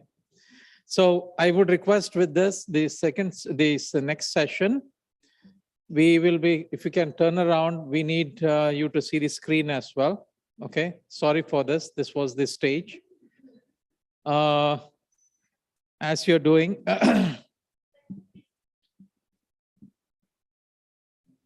we started out in the morning with Maharaj, chant from the heart, right? The whole retreat was the purpose where we are trying to connect with Krishna. That is establishing the relationship is the theme, or the discover the relationship what we have. So towards the direction, I would like to ask you, whatever the limited audience we have, we are fortunate that we are getting some kind of an association. The number of people doesn't matter. We tried our best to attract, but looks like the priorities are different for different people, right? So different devotees. And also multiple other sessions going on in other centers. So apology for that, but that doesn't matter. How it is helping you as an individual to grasp or to grow within spiritual sadhana, what you're doing. So towards that direction, like Guru Maharaj or Rumpad Swami has put in this 3-day schedule, starting out with the introduction yesterday, today morning, chanting from the heart. And then we put in like a sadhana related to the sadhana with His Grace Madhupati Prabhu. Now, what kind of issues or the deviations we do get it, and how to address them as well with Amritanand Prabhu's help. So I would like to hear from you first towards this next session, right? Like it should be more interactive No more questions, no more answers. It's the realizations. Okay. So I would like to pinpoint each individual and to opine your views, and that will help the other devotee as well. Whatever is your realization, it will help the other devotee as well. Okay. So I will prompt you towards the direction. And again, the goal here is to grow spiritually or with our own sadhana.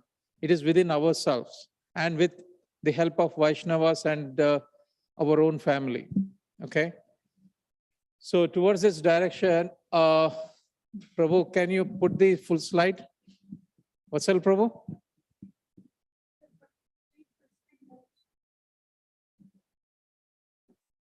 Then the next slide, please.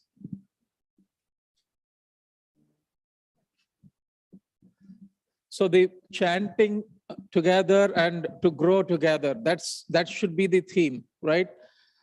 Towards that very first point, which even Madhupati Prabhu just prompted out, there is some kind of an ideal schedule. And definitely it will be a big challenge for us. Whoever is not that kind of a bodily concept, like everyone is not similar. Like everyone can't get up every day at 3 o'clock, finish your sadhana at 6 o'clock and do that half an hour of exercise, what Prabhu said, right? It's very hard.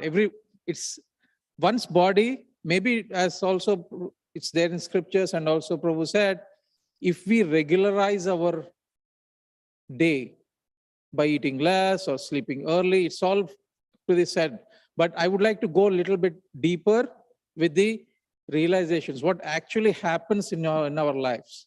And also I would like to hear from our other devotees who do good and who has challenges as well and how to improve on. So towards this direction, first thing is, I would like to start with the scriptural references, what we have quoted from Srila Prabhupada and other high-level senior devotees. The very first thing, as Srila Prabhupada's letters, which was to Dennis in 74, the best policy is to chant Hare Krishna all together. Whether it is within the family, like husband, wife, and son, at least a half hour daily. If your wife joins you in chanting, then the whole problem will be solved. Okay. This week, I quoted out very specifically. It was not only, again, I do not want this to be delineated with the spouses after going home that, oh, you chant and I follow you kind of a thing. Please, this is only to assist. And this quote was made by Srila Prabhupada. Okay. And also the second one, they cannot separate chanting from Krishna conscious process. So Prabhupada said, this is in the 323.1, the reciprocation of service and love between husband and wife is the ideal of householder's life. The reciprocation, what you do something, it will follow. So how you assist each other, that will be the theme in next few slides. So within the purport, he clearly stated in the Chanakya Shloka, the moral instructions of Chanakya Pandita, it is said that if a husband and wife are always satisfied with one another, then the goddess of fortune automatically comes. In other words, where there is no disagreement between husband and wife, all material opulence is present and good children are born. Again, this is only focusing on the relation because that's where it starts, right? Our chanting or our own sadhana. So the stress which Prabhupada has made, I just put it on the screen over there.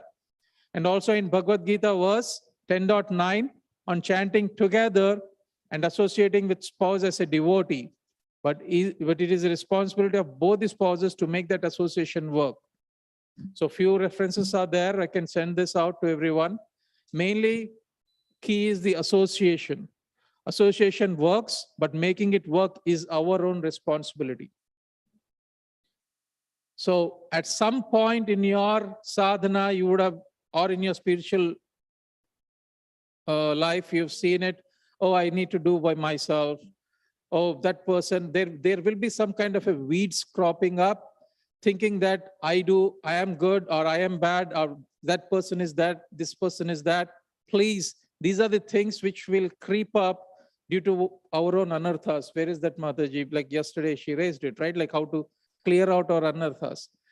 But again, that is connected to our own sadhana and the association where we are in. Okay. So Hare Krishna Prabhu, next slide. Vatsal Prabhu, next slide, please. Yeah. So the focus here, prior one, sorry. Focus is pray together, stay together. Relations in this lifetime are utmost critical in your spiritual journey.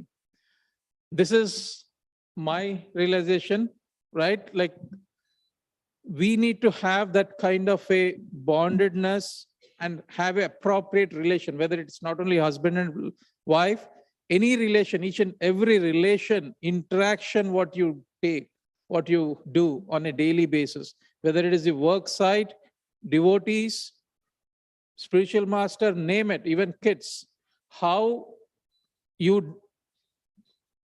deal with that relation is more critical, and that will help you out even in the spiritual journey. Those will be the instruments to deliver our own karma. And also in the morning, Maharaj said, how to even accept. Our whole purpose of our sadhana is, as he said, is to please Krishna. To please Krishna, and based on our own past karma or anarthas, we will be put into some situations where we have to go through with it. We have to accept it as it comes. At the same time, do the right decisions, whether what Madhupati Prabhu said, the kind of ideal practice, or any of what you refer within the scriptures. Okay. Chanting is also an intimate sadhana, more private and personal. As Madhupati Prabhu also said, where we do give vows to our own spiritual master, whoever has initiated, right? That should be the utmost priority for the sadhana.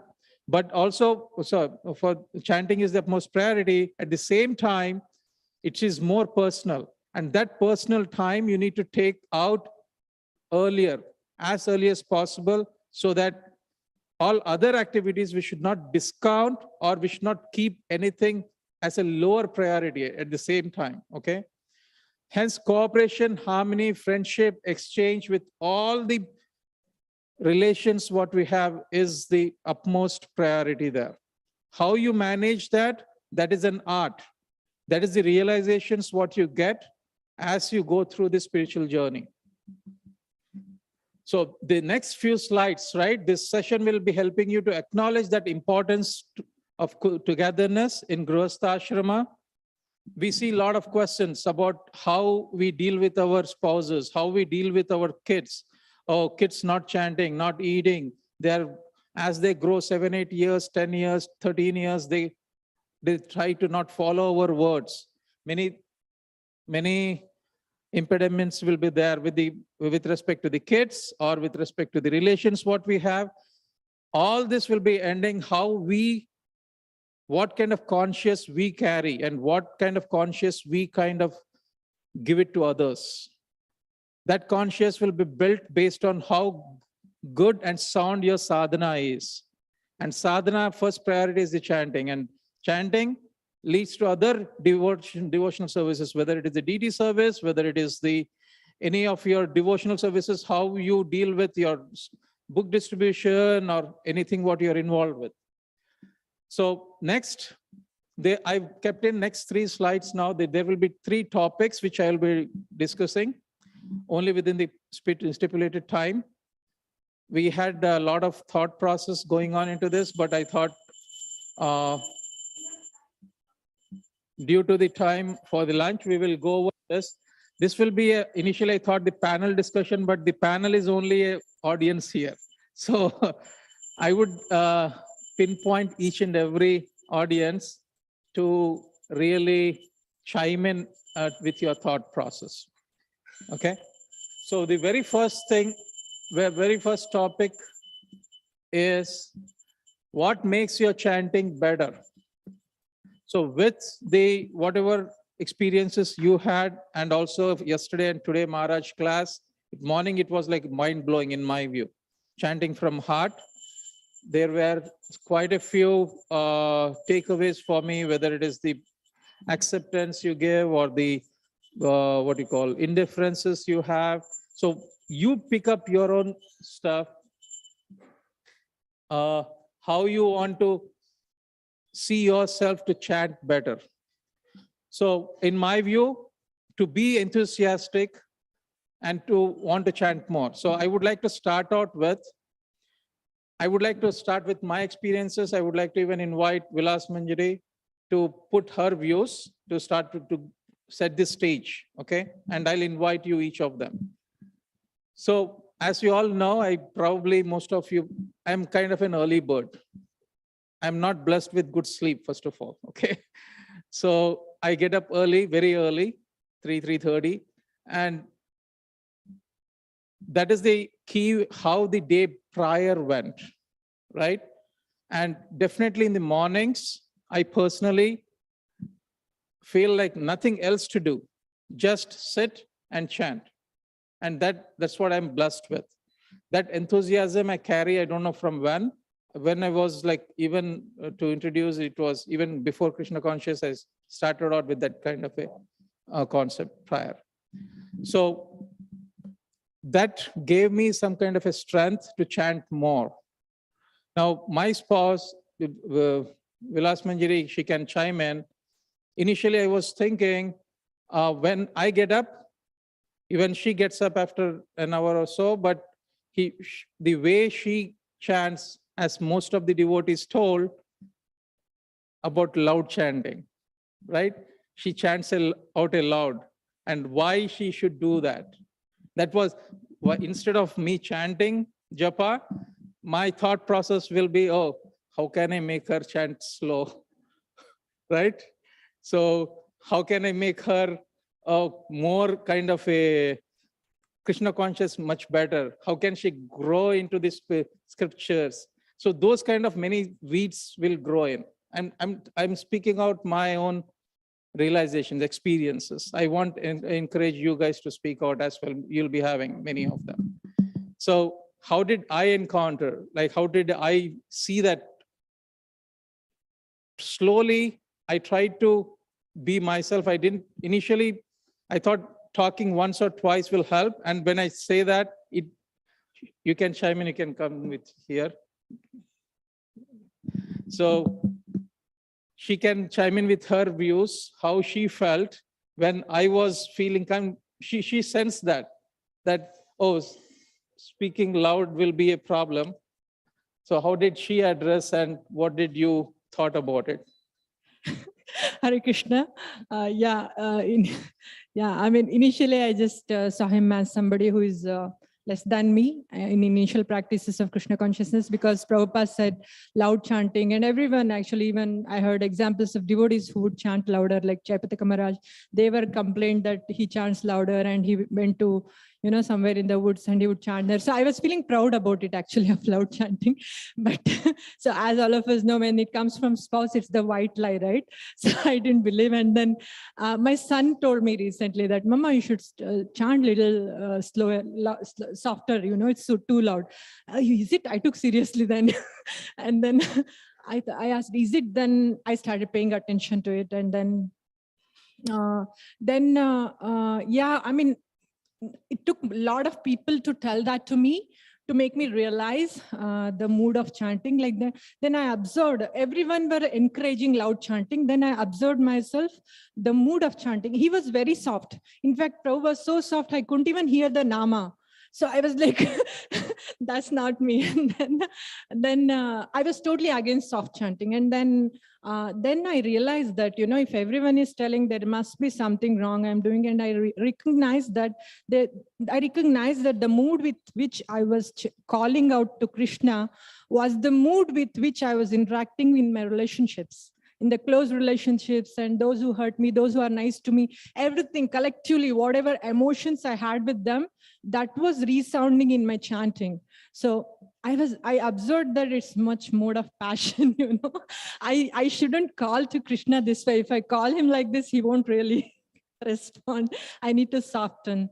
Yeah, that was my realization. Thank you. Thank you, Liberal. So I saw that my Prabhu chanting got little louder and mine got little. Hare Krishna. So I learned something that, yes, the cooperation. So what I appreciate in her is, as you all know, she's scripturally very strong, right?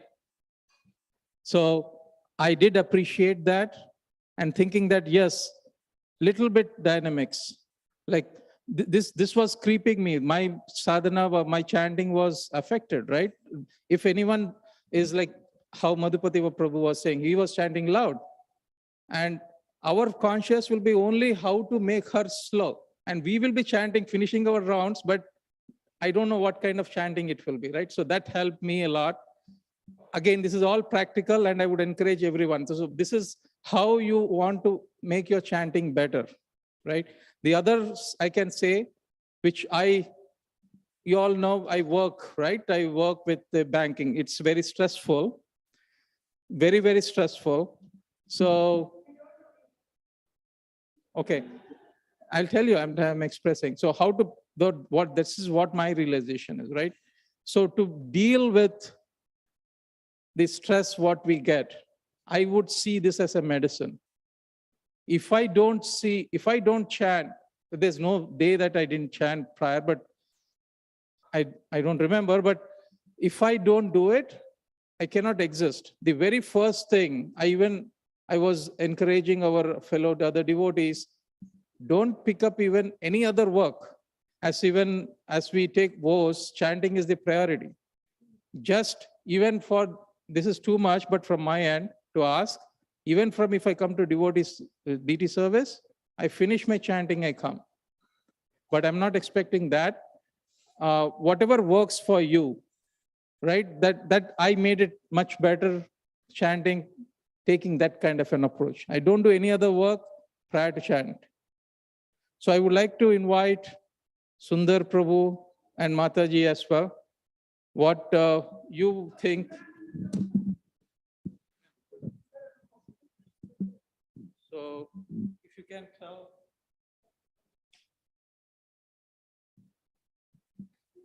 Provide your, how it helps your chanting, like what made you better with your chanting. You can stand or whatever you want. You can go, Mataji.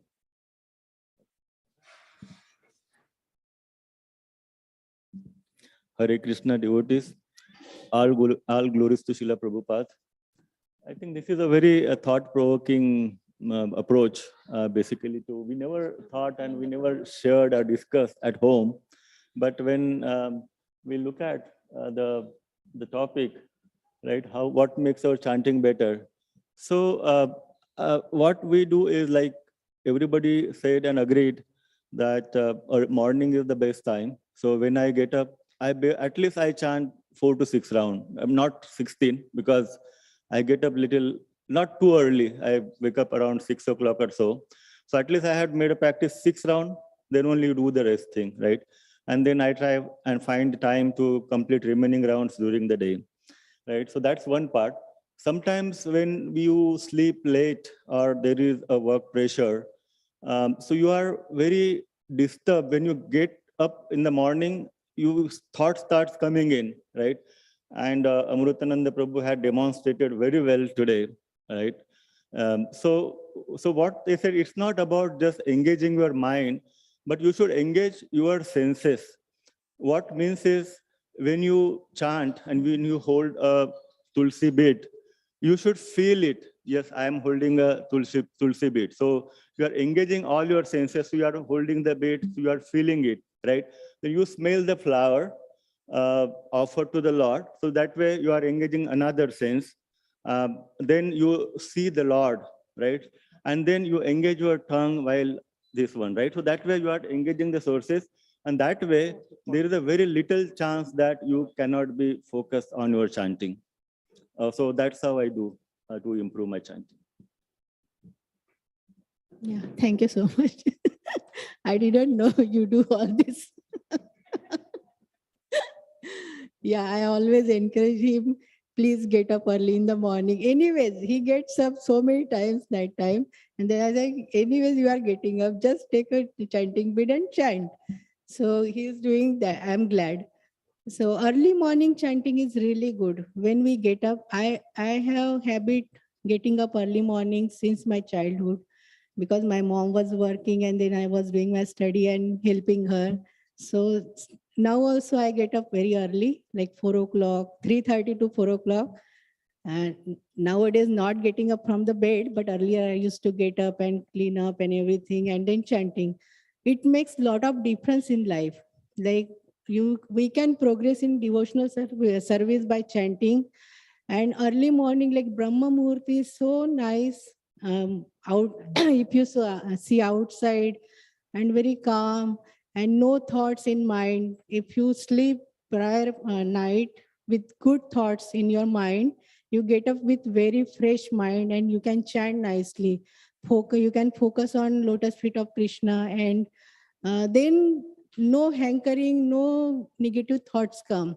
But once after, like when sun rises, everything like comes in our mind. Oh, I had to do this, cooking, then work, and this service and all that. So that comes in our mind. But Brahma Muhurt is really good, and we should chant. Like we should encourage everyone, get up early in the morning. It is a practice only. Once you have that practice, Krishna will make the arrangement, and we can get up. Because of that Japatham, lot of people, lot of devotees are joining and they are doing. So we can also do. So that's my realization. Thank you so much.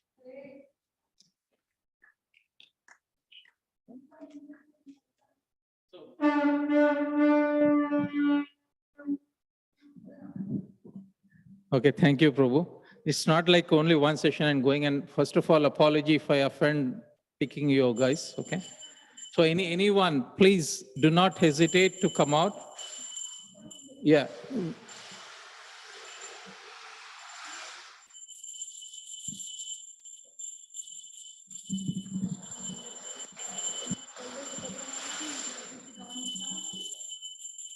So on this, basically I've divided this 3 topics. Due to time, I would like to show this. First one is to what makes your chanting better. The second one is areas of deviation, right? What we just saw in the skit. There will be having many deviations, whether it is work pressures, your family restrictions, or your planning or anything that sort. So how you plan to deviate or address those deviations, right? Basically, there will be some, either you'll be taking association with any fellow Vaishnava devotees or spiritual master or any of those other what avenues you have. So just if you can please meditate on that, how we will be doing the deviations, how addressing the deviations. The third is what kind of assistance structure you need. The assistance structure is whether it is from your spouse or from the scriptures, what you've learned, how to be more compassionate. That is the key. That's what I've kept it, being more compassionate, being collaborative, accepting what you have it. You cannot change your own karma, what you've done prior, right? That easily said than do, right? It is very tough, I understand. So if you can put these 3 topics in whoever I come to now, it is like a roundabout. So if you can please share your realization so that once you even talk, it will clean up yourself as well, your own heart, okay? And lastly, this is the spiritual progress cycle, what I feel. Prabhu, thoda sa. Yeah. So the spiritual progress cycles, what I've seen is, if you see the first one, the scriptures, the chanting, hearing, service, processing what you hear, harmonization, doing the periodic checks, what you do, reconciliation, collaboration, and avoiding the externals. This is my view of spiritual thing, which comes in a box. So if you can meditate on this and try to help us out with your realizations, these three topics. Okay. So I would like to call upon, who should I do? Savita Mataji, first we can give to her. Yeah, can go.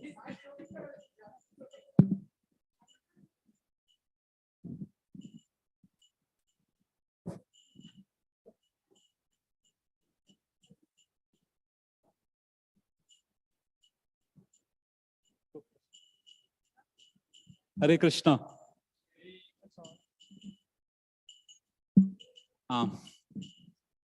First of all, in presence of all you Vaishnavas, Srila Prabhupada, Gaur Nitai ji, Shri Radha Shyam Sundar ji, Jagannath Baldev Subhadra Mai ji, I can only express my gratitude to my wife Savita. Whatever my spiritual entity is, she is one of the main pillars. We have sadhana, ABCD, we know that, right? Association, books, chanting, deity worship, and diet. ABCD you do. You have Guru mercy. Without that, nothing works. So my third pillar is Savita. I used to always think I know more than she does.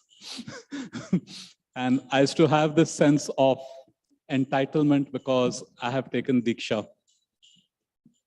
But her level of faith over these years, our journey in Hare Krishna. Now, there are some people who may not have supportive spouses or families, and it becomes really difficult. But in her, she has always supported, not just when the children were really small. Sachi was newborn, Rohil was a few years old. And doing seva or going for this program, that program, she would always say, you go,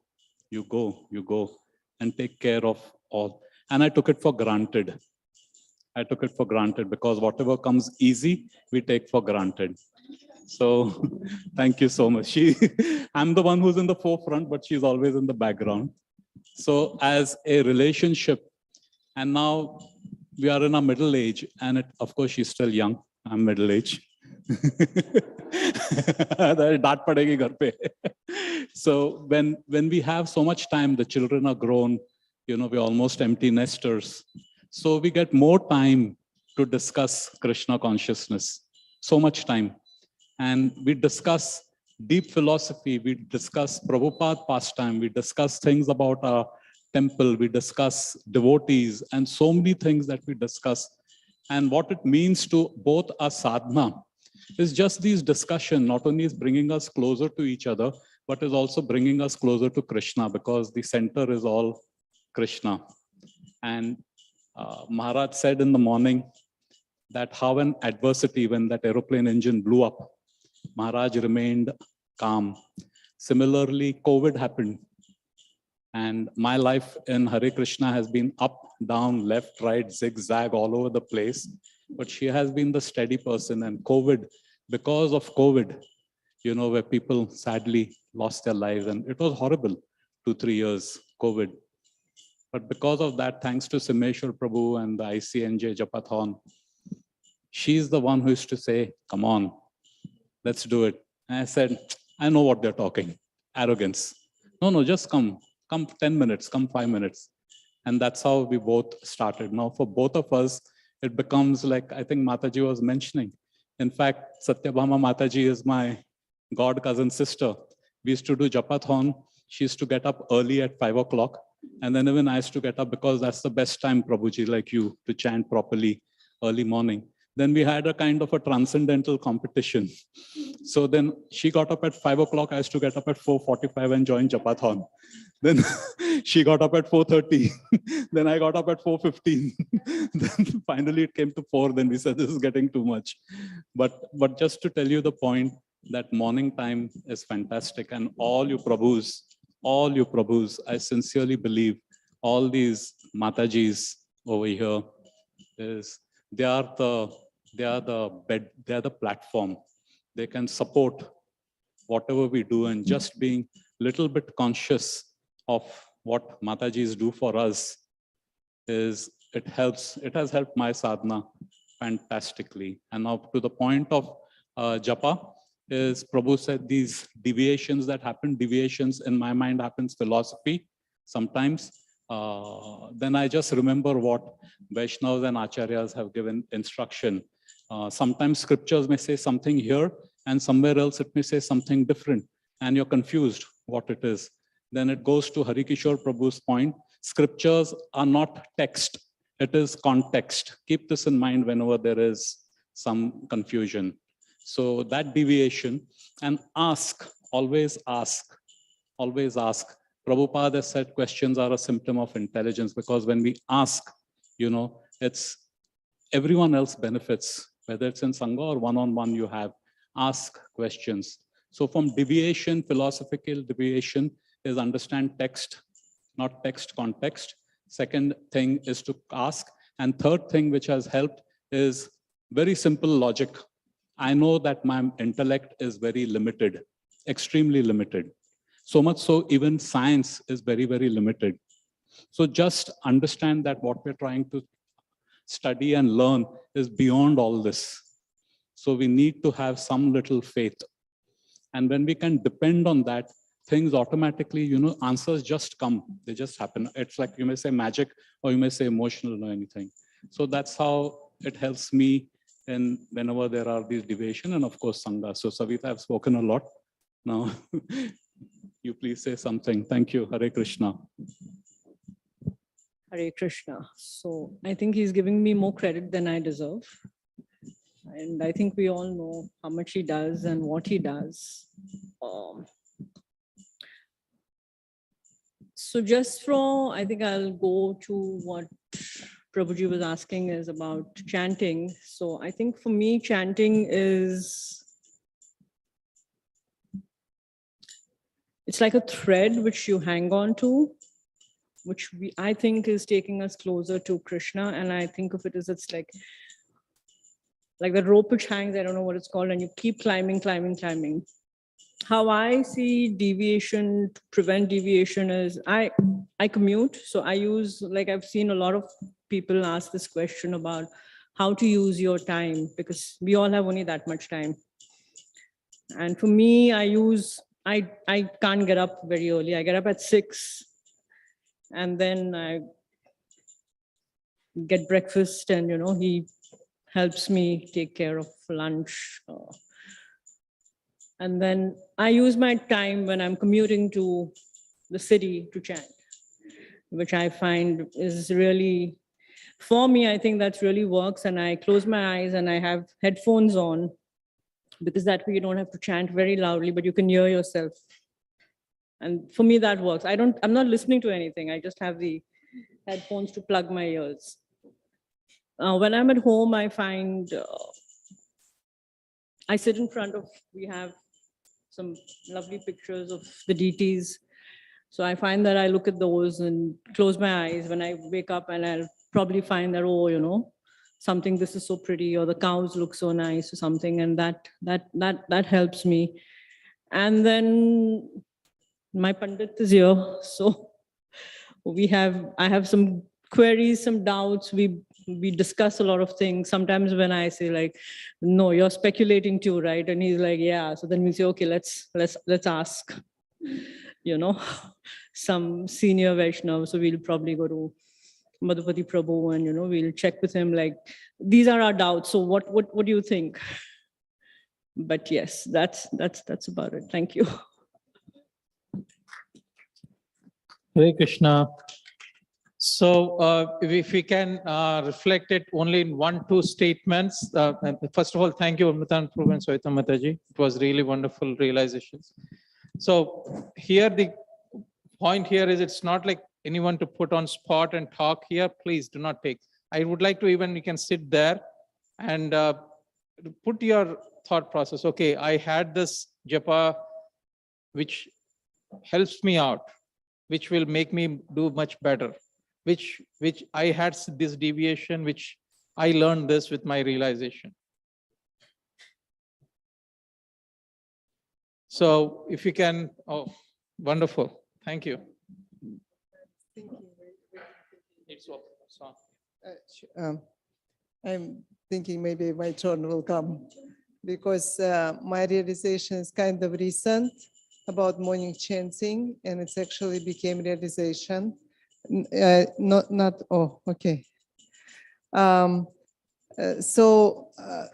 must say that last year my japa became very horrible.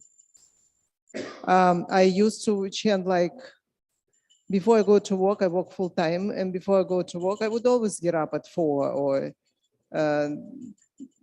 once in a moon time at 3:30, and because of I have deities and cooking for them in the morning, then I go to work.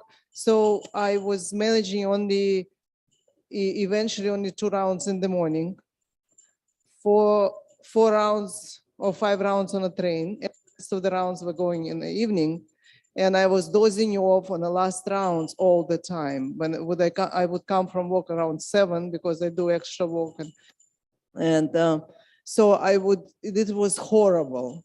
I was tripping on stuff in my apartment when I was chanting the last rounds. I was trying to sleep in between so I could complete the rounds and put my deities to sleep. And that was like at least for 1 year, if not more.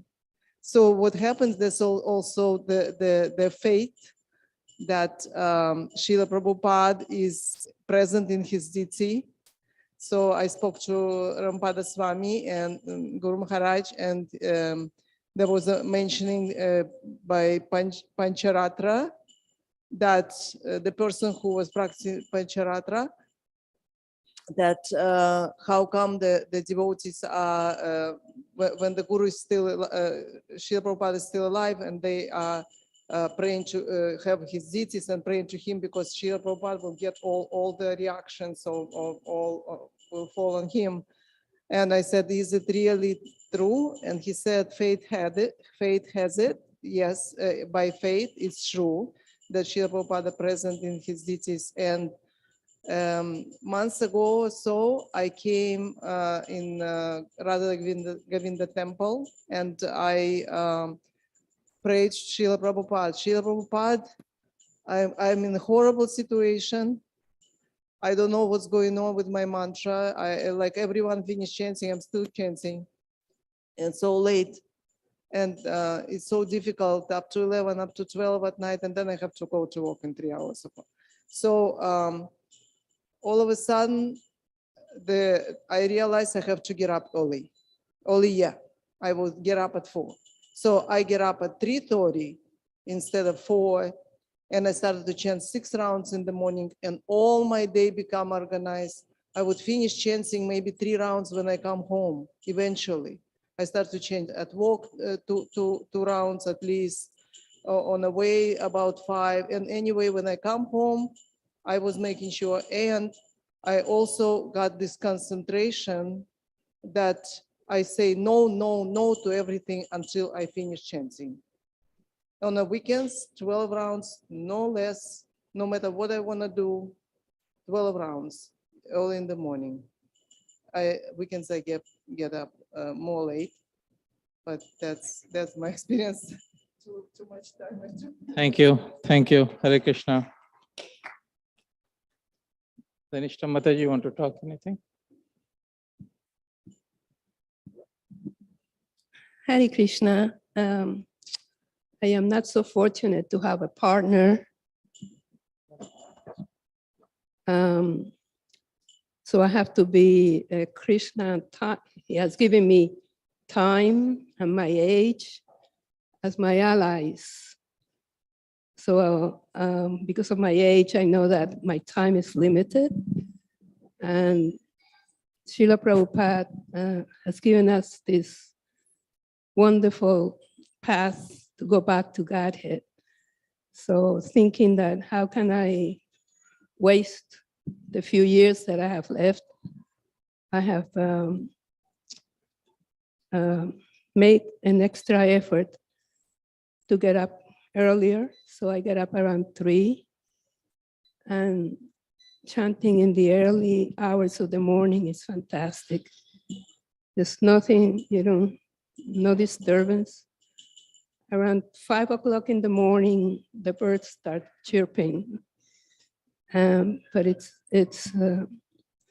so my connection to the holy name, by Krishna giving me that realization that I don't have much time. It's a great incentive. I take it as a blessing. So I would encourage everyone not to waste any time and to try to dive deep into the holy name. It's a treasure that it's fathomless, and our lifetime is too short to waste it. Thank you. Thank you, Guru. Thank you, Mataji. Hare Krishna. So I don't know if you are listening focusedly, whoever is here. So I would like to pick our own Veerabhadra Prabhu. So he is, as everyone know, he was very adamant in bringing up his kids as a homeschooling. So I would like to hear his realizations actually. So I'm not asking for the school thing, okay? What is your supportive point which you can share with our devotees, where you try to, you are very strong in your sadhana. That's what I can see, right? So what is that, what encourages you? And also what deviations you had and where you feel, how did you negate them, okay? And probably Mataji, you both should talk. This one? No, the thing is, I am shouting.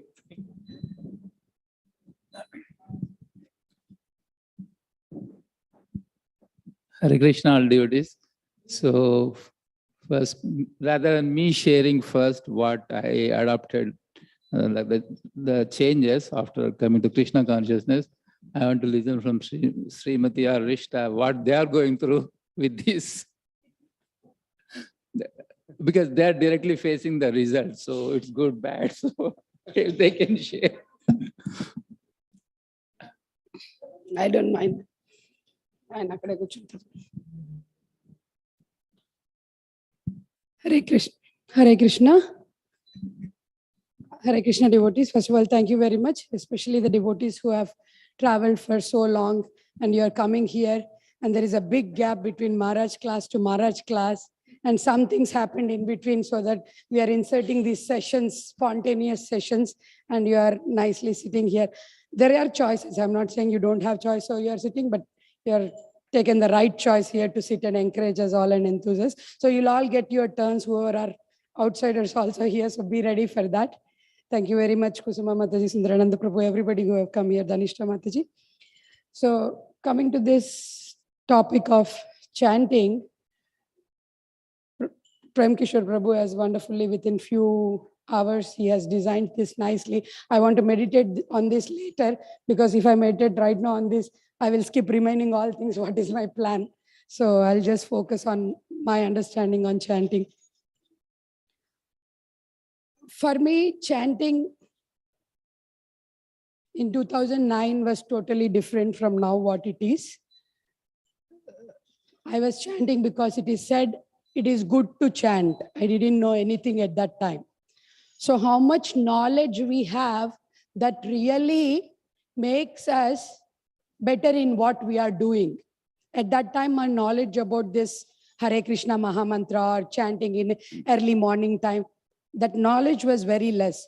But because of Guru Maharaj's mercy, Krishna's mercy, and all devotees association mercy, and the scriptures, and Srila Prabhupada, and my good husband, I came to know how important it is to chant with attention, attentive chanting. That was the one thing. So what I suggest everyone is to try or endeavor. There is an ideal japa thing, what we have seen, how we can chant, what time we can chant, how louder we can chant, how we can help each other to chant better in the family. So that's ideal. But not thinking that that is ideal and that's only good for Bhaktivinoda Thakur or Veerabhadra Prabhu, not for me, or somebody and not for me. Instead of that, we have to all strive to go there. I'm at 0. I'm pointing at 10. But Maharaj always says, welcome to the club. We are all in that only. We are yet to reach that stage. So keep the ideal, you have to keep it as an ideal. Take the help of the Shastra. I try to take the help of the Shastra. And coming to the point of Gruhastha thing, what Veerabhadra Prabhu just said, that I would like to hear from Srimati and Rishta. He could hear that at home also, but he doesn't have time. He's busy with his sadhana. So now he has asked, so let me share. Yeah, it's it was spontaneous anyhow. Mataji was yesterday sharing something, but later. So we have our strict, everybody are individuals having our own psychophysical nature and our own way of relating to bhakti, devotional service. I cannot say someone, even if it is dependent or spouse, that you have to do in this way only. We have no right. Krishna did not force us there, then why somebody has to force us here? So we have that still free will choice.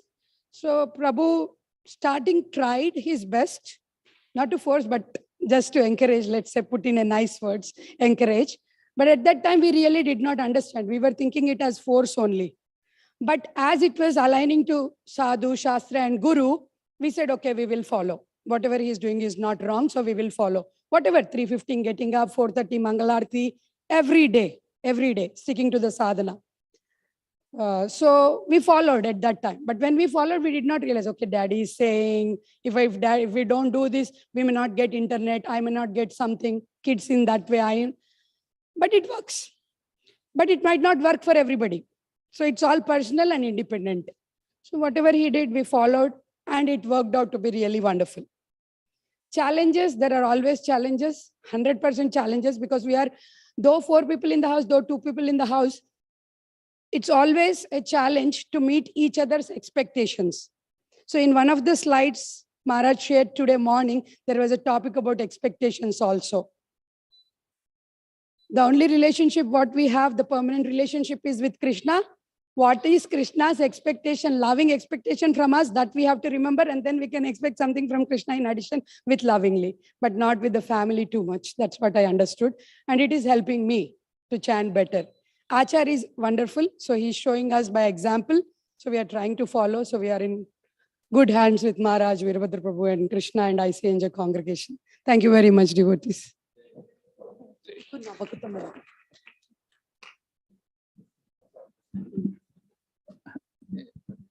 Yeah, Hare Krishna.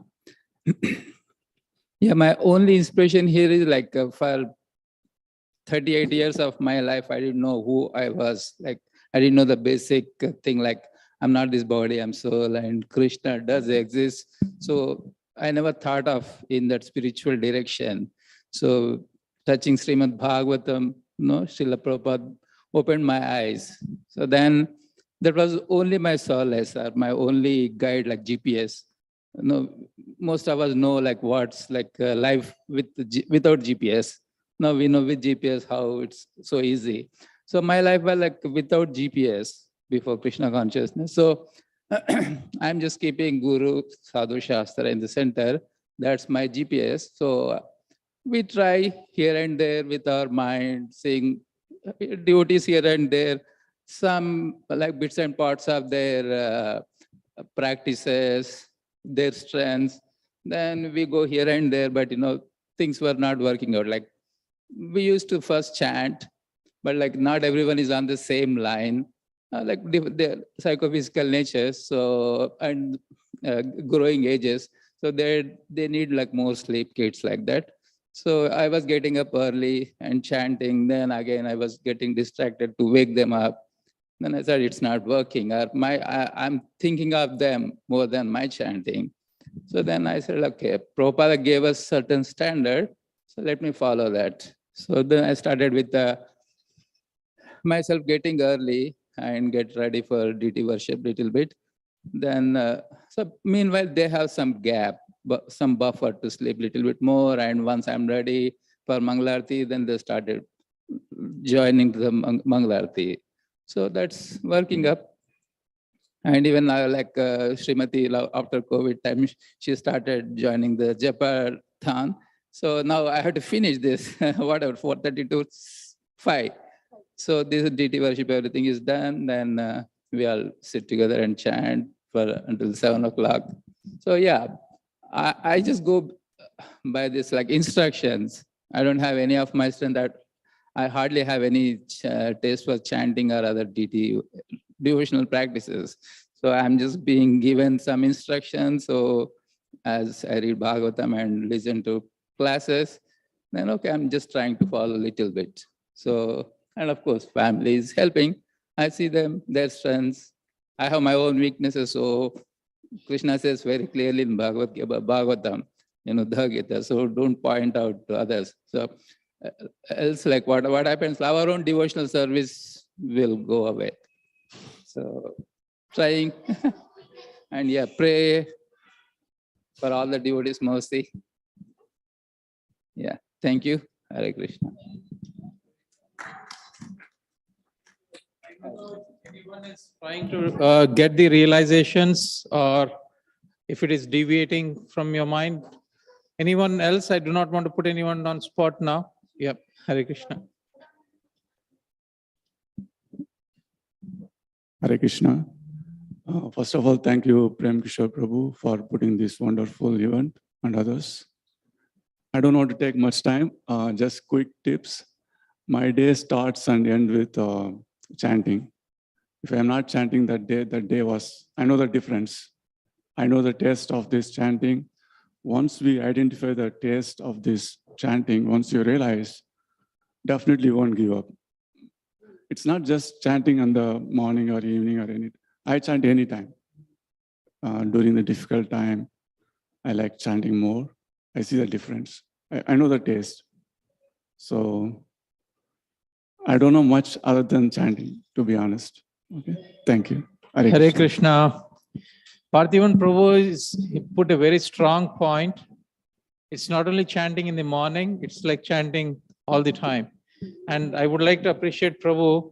Now we are covered with the cleaning and all, but just before that, any service you give, he who used to chant Prabhu service, come, and he is the first one to be dependable. So Hari Bol to you, Prabhu. So Sundayan Prabhu and Mataji, if whatever you have realization.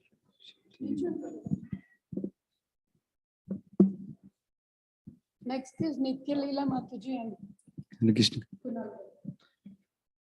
Yeah, thank you, Prem Kishore Prabhu, for the opportunity.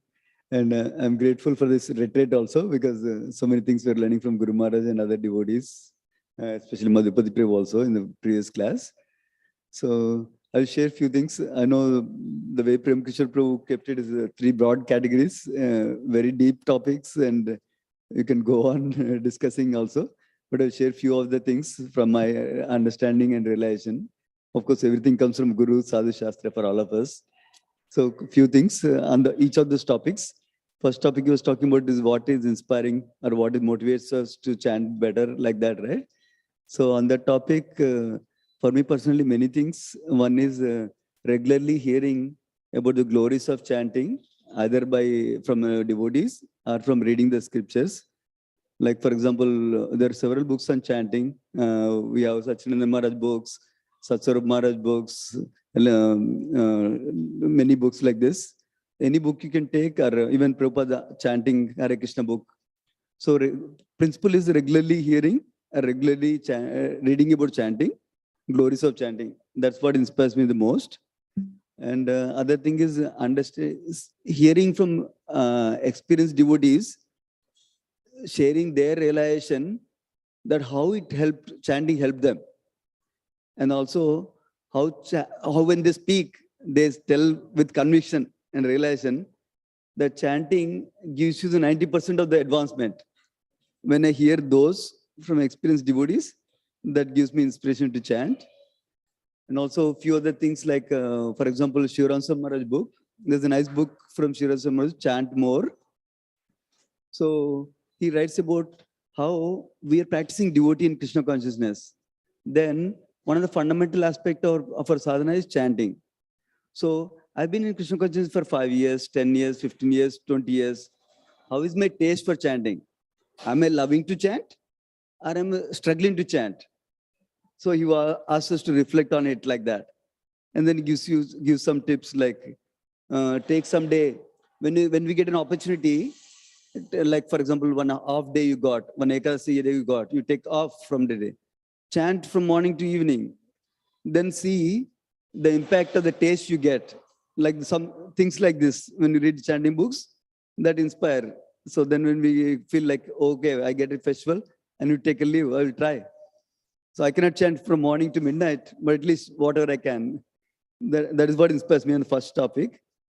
And of course, second topic is about what are the different deviations, I think Prabhu called, which is like meaning what deviates us from the path and doing chanting better like that. For me, one thing is that mind, meaning that if we are not peaceful in our mind, then we can see the distractions more. For example, morning, Guru Maharaj was putting a picture that talks about mode of passion on one side, mode of ignorance on one side, if you remember. So basically, the more we mold our life into mode of goodness, then we're not in the future, mode of passion, hankering for something, or in the past, which is mode of ignorance, lamenting for something we didn't have, like that. So that is one thing I was thinking about. So basically, as my day is progressing towards more into mode of passion and ignorance, then that's what causes me difficulty in chanting more and more. For example, if I sleep late, then obviously I cannot get up in the morning, then I need to chant in the evening. That's basically mode of ignorance creeping in, like that. And then the mode of passion is like most of us are, I need to be reflective on how my emotions are going and what is my consciousness basically. For example, if my consciousness is about how do I control, how do I make sure my wife does like this, how do I make sure my son like this, then there's a controlling mentality coming in my consciousness. It's not like I'm trying to see how can I serve them what they want to do better towards getting closer to Krishna. So then I can be watchful of my consciousness. Then if my controlling consciousness, that's mode of passion ideally. So then my consciousness is filled with these instead of focusing and connecting with Krishna. So that is an example of a distraction coming through mode of passion, ignorance, and because of our emotions and mind not addressed properly. So that's the other thing I was thinking about. So for me also, actually the scripture study helps me in that direction.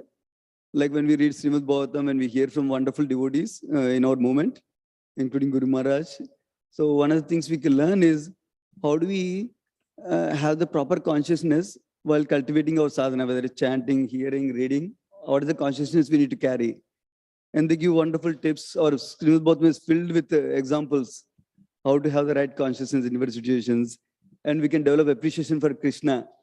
Actually, Maharaj was writing in one of the slides this morning that how our intent to please Krishna will drive us to focus. So, but how do we get the intent to please Krishna? When we're feeling grateful for him. When we love him, when we like him. Love is the later stage for me, but at least when I understand, oh, Krishna did this for me, Krishna did this for me, like that, when I understand some gratitude, when I practice, cultivate, contemplate actively, then I'll feel like I want to chant because I want to please him, like that. Even though it's on a duty platform currently. No, I'm not in the love platform still. So that's the other thing I was thinking about, the distractions portion. And the third topic was what is the assistance you can take? On the topic, I really like it because especially as a family and devotees together, we can always cooperate together by having nice attitude, nice relationship with each other. That goes a long way. We don't realize it usually, but just a smile, just one encouraging word for other devotee goes a long way for them to practice devotion studies very wonderfully. We always miss that point. The small encouragement each of us can do for each other, that goes a long way of practicing like that. And especially in family circumstances. For example, I got up very late in the morning, but I made my days packed with so many things. Then my wife has some need that she wants to go for a shopping for groceries or something, some need is there. That's also genuine need. But then the wife recognizes that, oh, okay, my husband did not chant this morning. My husband has a packed day. So if I put this grocery shopping now, it'll be difficult. So she manages to, with whatever is there in the cooking available, like one of my devotees used to say, you can make a feast with just lentils, the dal. You can make different varieties of items with just feast with that. Like that, wife can help, for example, like that. Our husband can see, my wife did not chant. She has a home program today evening. So she's cooking all day. So how can I support her? So she gets some time to chant at least few rounds, if not all the rounds before the program. Like that, we can all think about how to cooperate with each other to serve, to do our sadhana and to do our services. So that is the third aspect I was thinking about. And then also other assistants I like is congregation members. Like like Prem Kishore Prabhu was saying, is good at getting up in the morning. It's very hard for me. So I can request Prem Kishore Prabhu, could you please call me every day morning? And then not only call me so that I'll don't go back to sleep, ask me something and let us chant together. Then like that, we can support each other like that. Or some other devotee, like you were sharing, you like reading scriptures. Then I don't have so much interest to read scriptures. I can ask, Prabhu, I really, when I read Srimad Bhagavatam, I'll sleep. So can I read with you for half an hour every week once? Then I can request like that. Then we can support each other. Actually, your time may be very busy throughout the week, but still in consideration for a devotee who is requesting help, you can also consider, okay, let me give you half an hour time once a week. Let's figure out a time that works, and then we cooperate with each other. So these are a few things I was thinking about in 3 areas. Thank you. So I'll be quick and sweet, sweet and short, whatever. Yeah, it's on only, Mataji. Hare Krishna. Yeah. Yeah, I'll just tell very short one. My sadhana actually is very, very, I mean, from beginning to end, it's the same. I don't know what is the change that generally people talk about so many things, but basically I'm more happier than before. Maybe that means that I'm more happy doing sadhana. So when I was in difficulty also, most of my emotions, even though they're bothering me, I never felt that they're actually affecting my sadhana, because I felt that kind of Maharaj and devotees shelter and Krishna's protection was always with me. So that's why I like holy name a lot. So I really want to continue my chanting of Hare Krishna wherever, in whatever circumstances and whatever happens. So yeah, deviation part, I don't really mind, because it happens anyway because of our mind and all that, until I get a spiritual mind. So, and to get out of the deviations, I take shelter of the holy name more and more. And then assistance is always the association of wonderful devotees, any devotee, serving them and appreciating them and yeah, being not offensive to devotees, not to take out the creeper of bhakti, mad elephant offense. So yeah, to get all Vaishnavas' blessings. And in fact, I'm really eager to get everybody's blessings, a non-devotee, even an ant, plant, whatever it is, so that I'll grow in devotion service more and more in this lifetime. That's all. Yeah, thank you.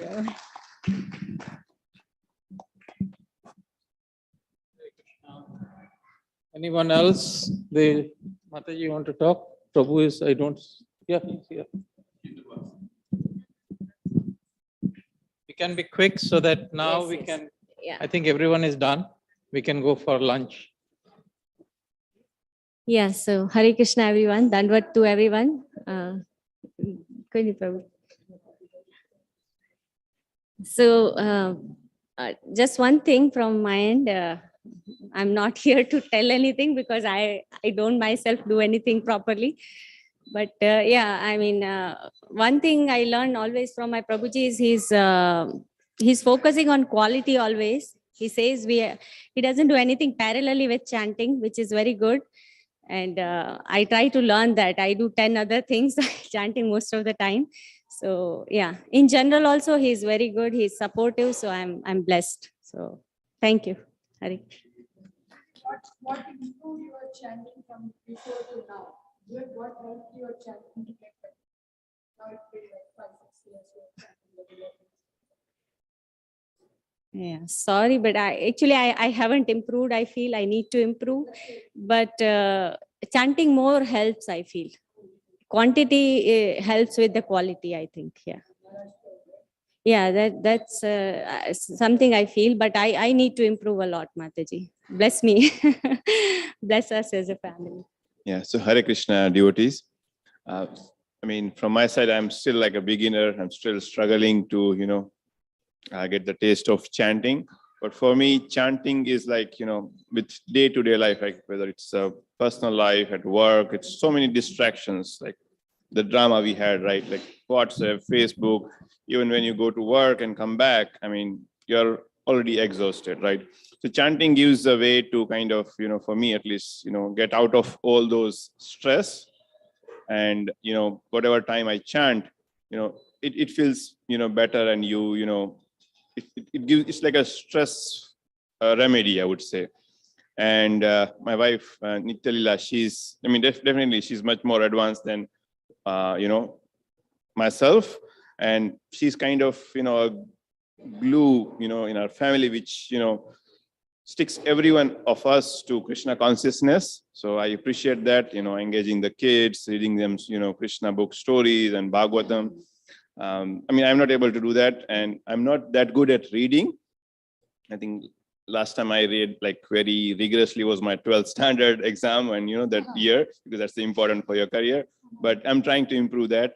I think, I think that's pretty much it. Thank you so much. Hare Krishna devotees. This Kunal Prabhu and Nityalila Gaurangi Mataji, wonderful couple.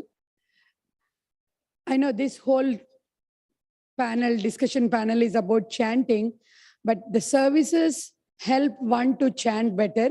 This couple is continuously engaged since little more than couple of years in book distribution and Nagar Sankirtan programs. You do any Nagar Sankirtan anywhere, first you see is this family. It's not only Prabhuji or not only Mataji, but it's Mataji, Prabhuji, and two very active sons of almost 2 years age gap, they both are. So they're wonderfully serving CNJ congregation, and Srila Prabhupada book distribution mission is so wonderful that I'm praying for them that they should progress, and whatever they are wishing for in their bhakti life, all should come true. And Kunal Prabhu, you said Mataji is very good and advanced. That's very nice. You're appreciating very nicely Mataji, and everybody should do that. All Prabhus and spouses should do that. But for her to do that, you are the backbone, you are the support. I have seen many times. So please continue to do that. And you need any kind of help, we are all here. Thank you. Thank you, Mataji. Thank you. Hare Krishna. So I think only a few left out now. We can head for lunch. And I think everyone is registered. It should not be a problem. Okay. Hare Krishna. Anybody? Vilas Madhuri Mata did not share anything. You just called her one question. She left. You should ask her to talk. Mataji, we are here. Just share for 5 minutes. Come, this mic is good. How did you improve? Like, what have you got with your challenges? Come.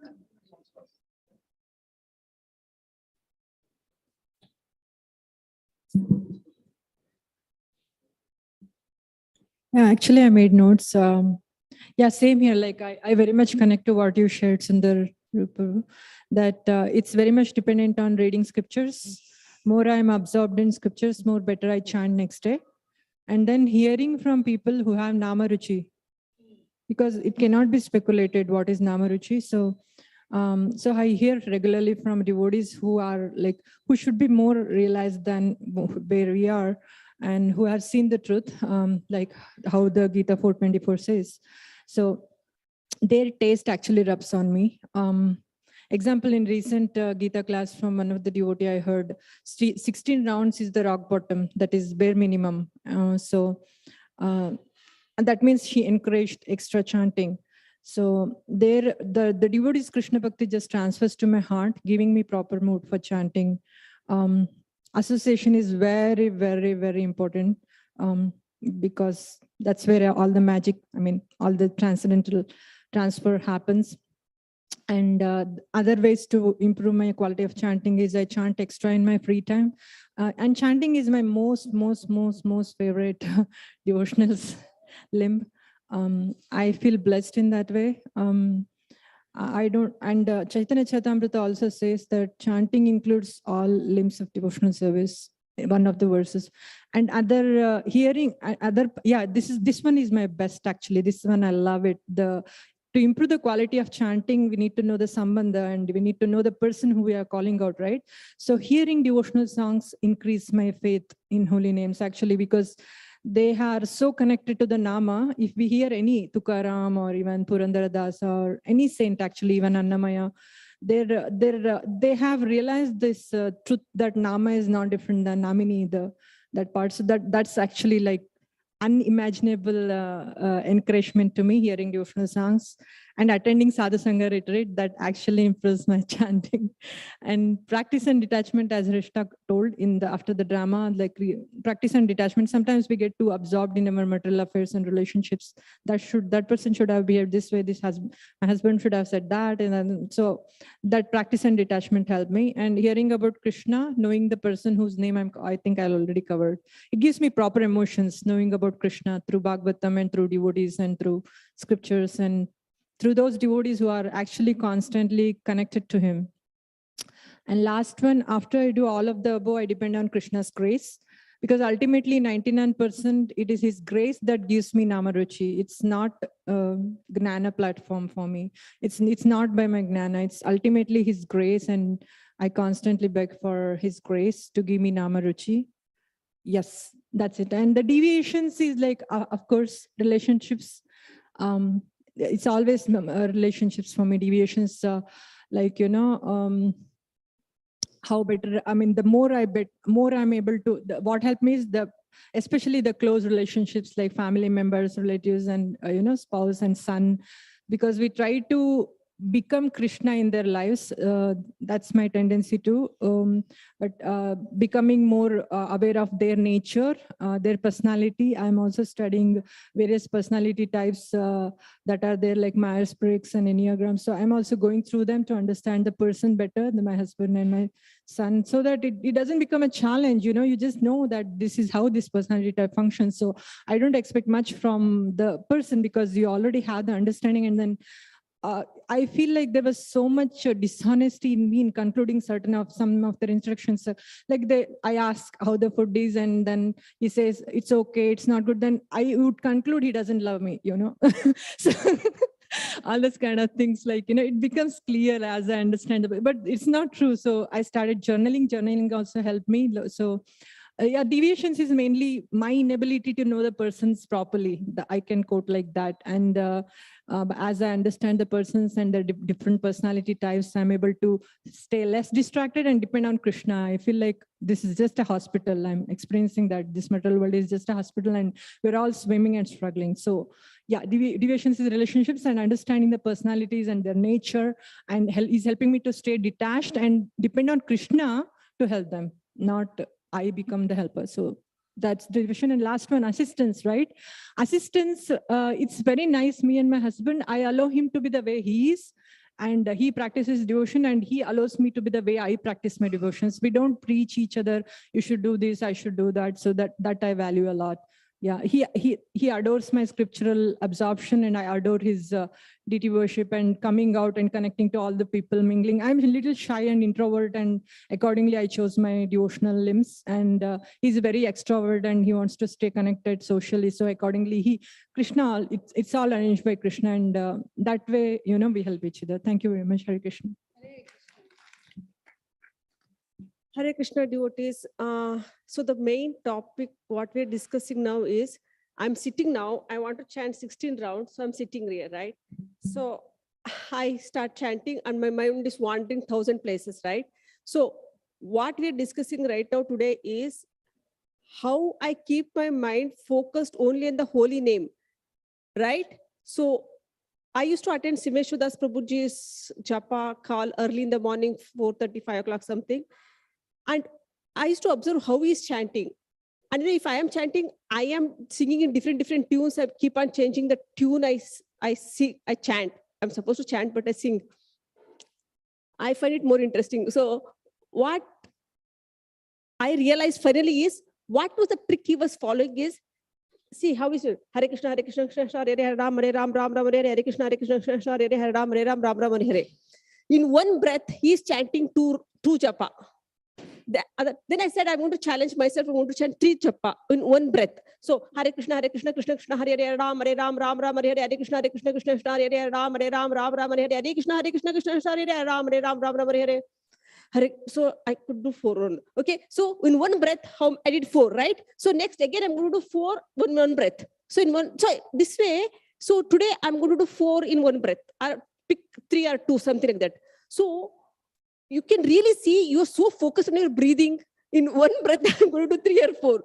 You're not focusing on, at least you stayed away yourself from the job, relationships, food, what I'm going to eat, all those. So at least your mind went away from all those topics. Your mind at least came to one topic, that is your breathing. I noticed so many people are doing this way, and then you're enjoying your japa also.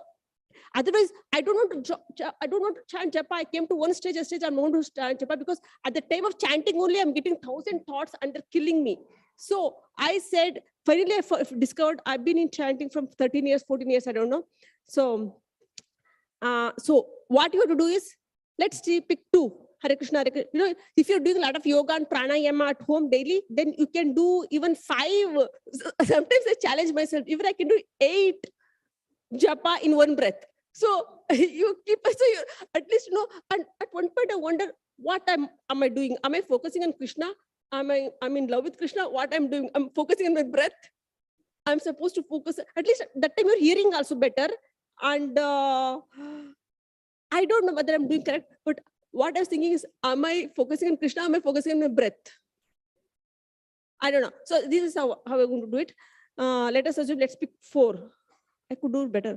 Hare Krishna, Krishna, Hare Ram, Ram, Ram, Hare Krishna, Krishna, Hare Ram, Ram, Ram, Hare Krishna, Krishna, Hare Ram, Ram, Hare Krishna, Krishna, Hare Ram, Ram, Hare. Now I take a breath in now. Hare Krishna, Hare Ram, Ram, Hare Krishna, Krishna, Hare Ram, Ram, Hare Krishna, Hare Ram, Ram, Hare Krishna, Hare Ram, Ram, Hare. Now I got breathless, right? Now again take breath. So like this, pick 2 or 3 breaths. In one breath, I'm going to do 3 japa or 2 japa. And I found this helps me to at least stay focused on my japa and stay focused on my breath rather than on 1,000 other things. So I just wanted to share this one. Really try, it really helps. And your 16 rounds goes in one sitting in one place, you can finish all your 16. And I feel I like to chant loudly. I wonder how people chant so soft and still they're not gone to insane house. You know, I go insane if I'm chanting softly. I need to chant loudly, then only I can hear myself. So in a group, if I'm chanting, I'm the loudest. So when I chant loud, they chant louder than me because they cannot hear their chant. At one point I said, I'm not going to go there and chant with them. But then I realized, no, we need to chant together to grow together.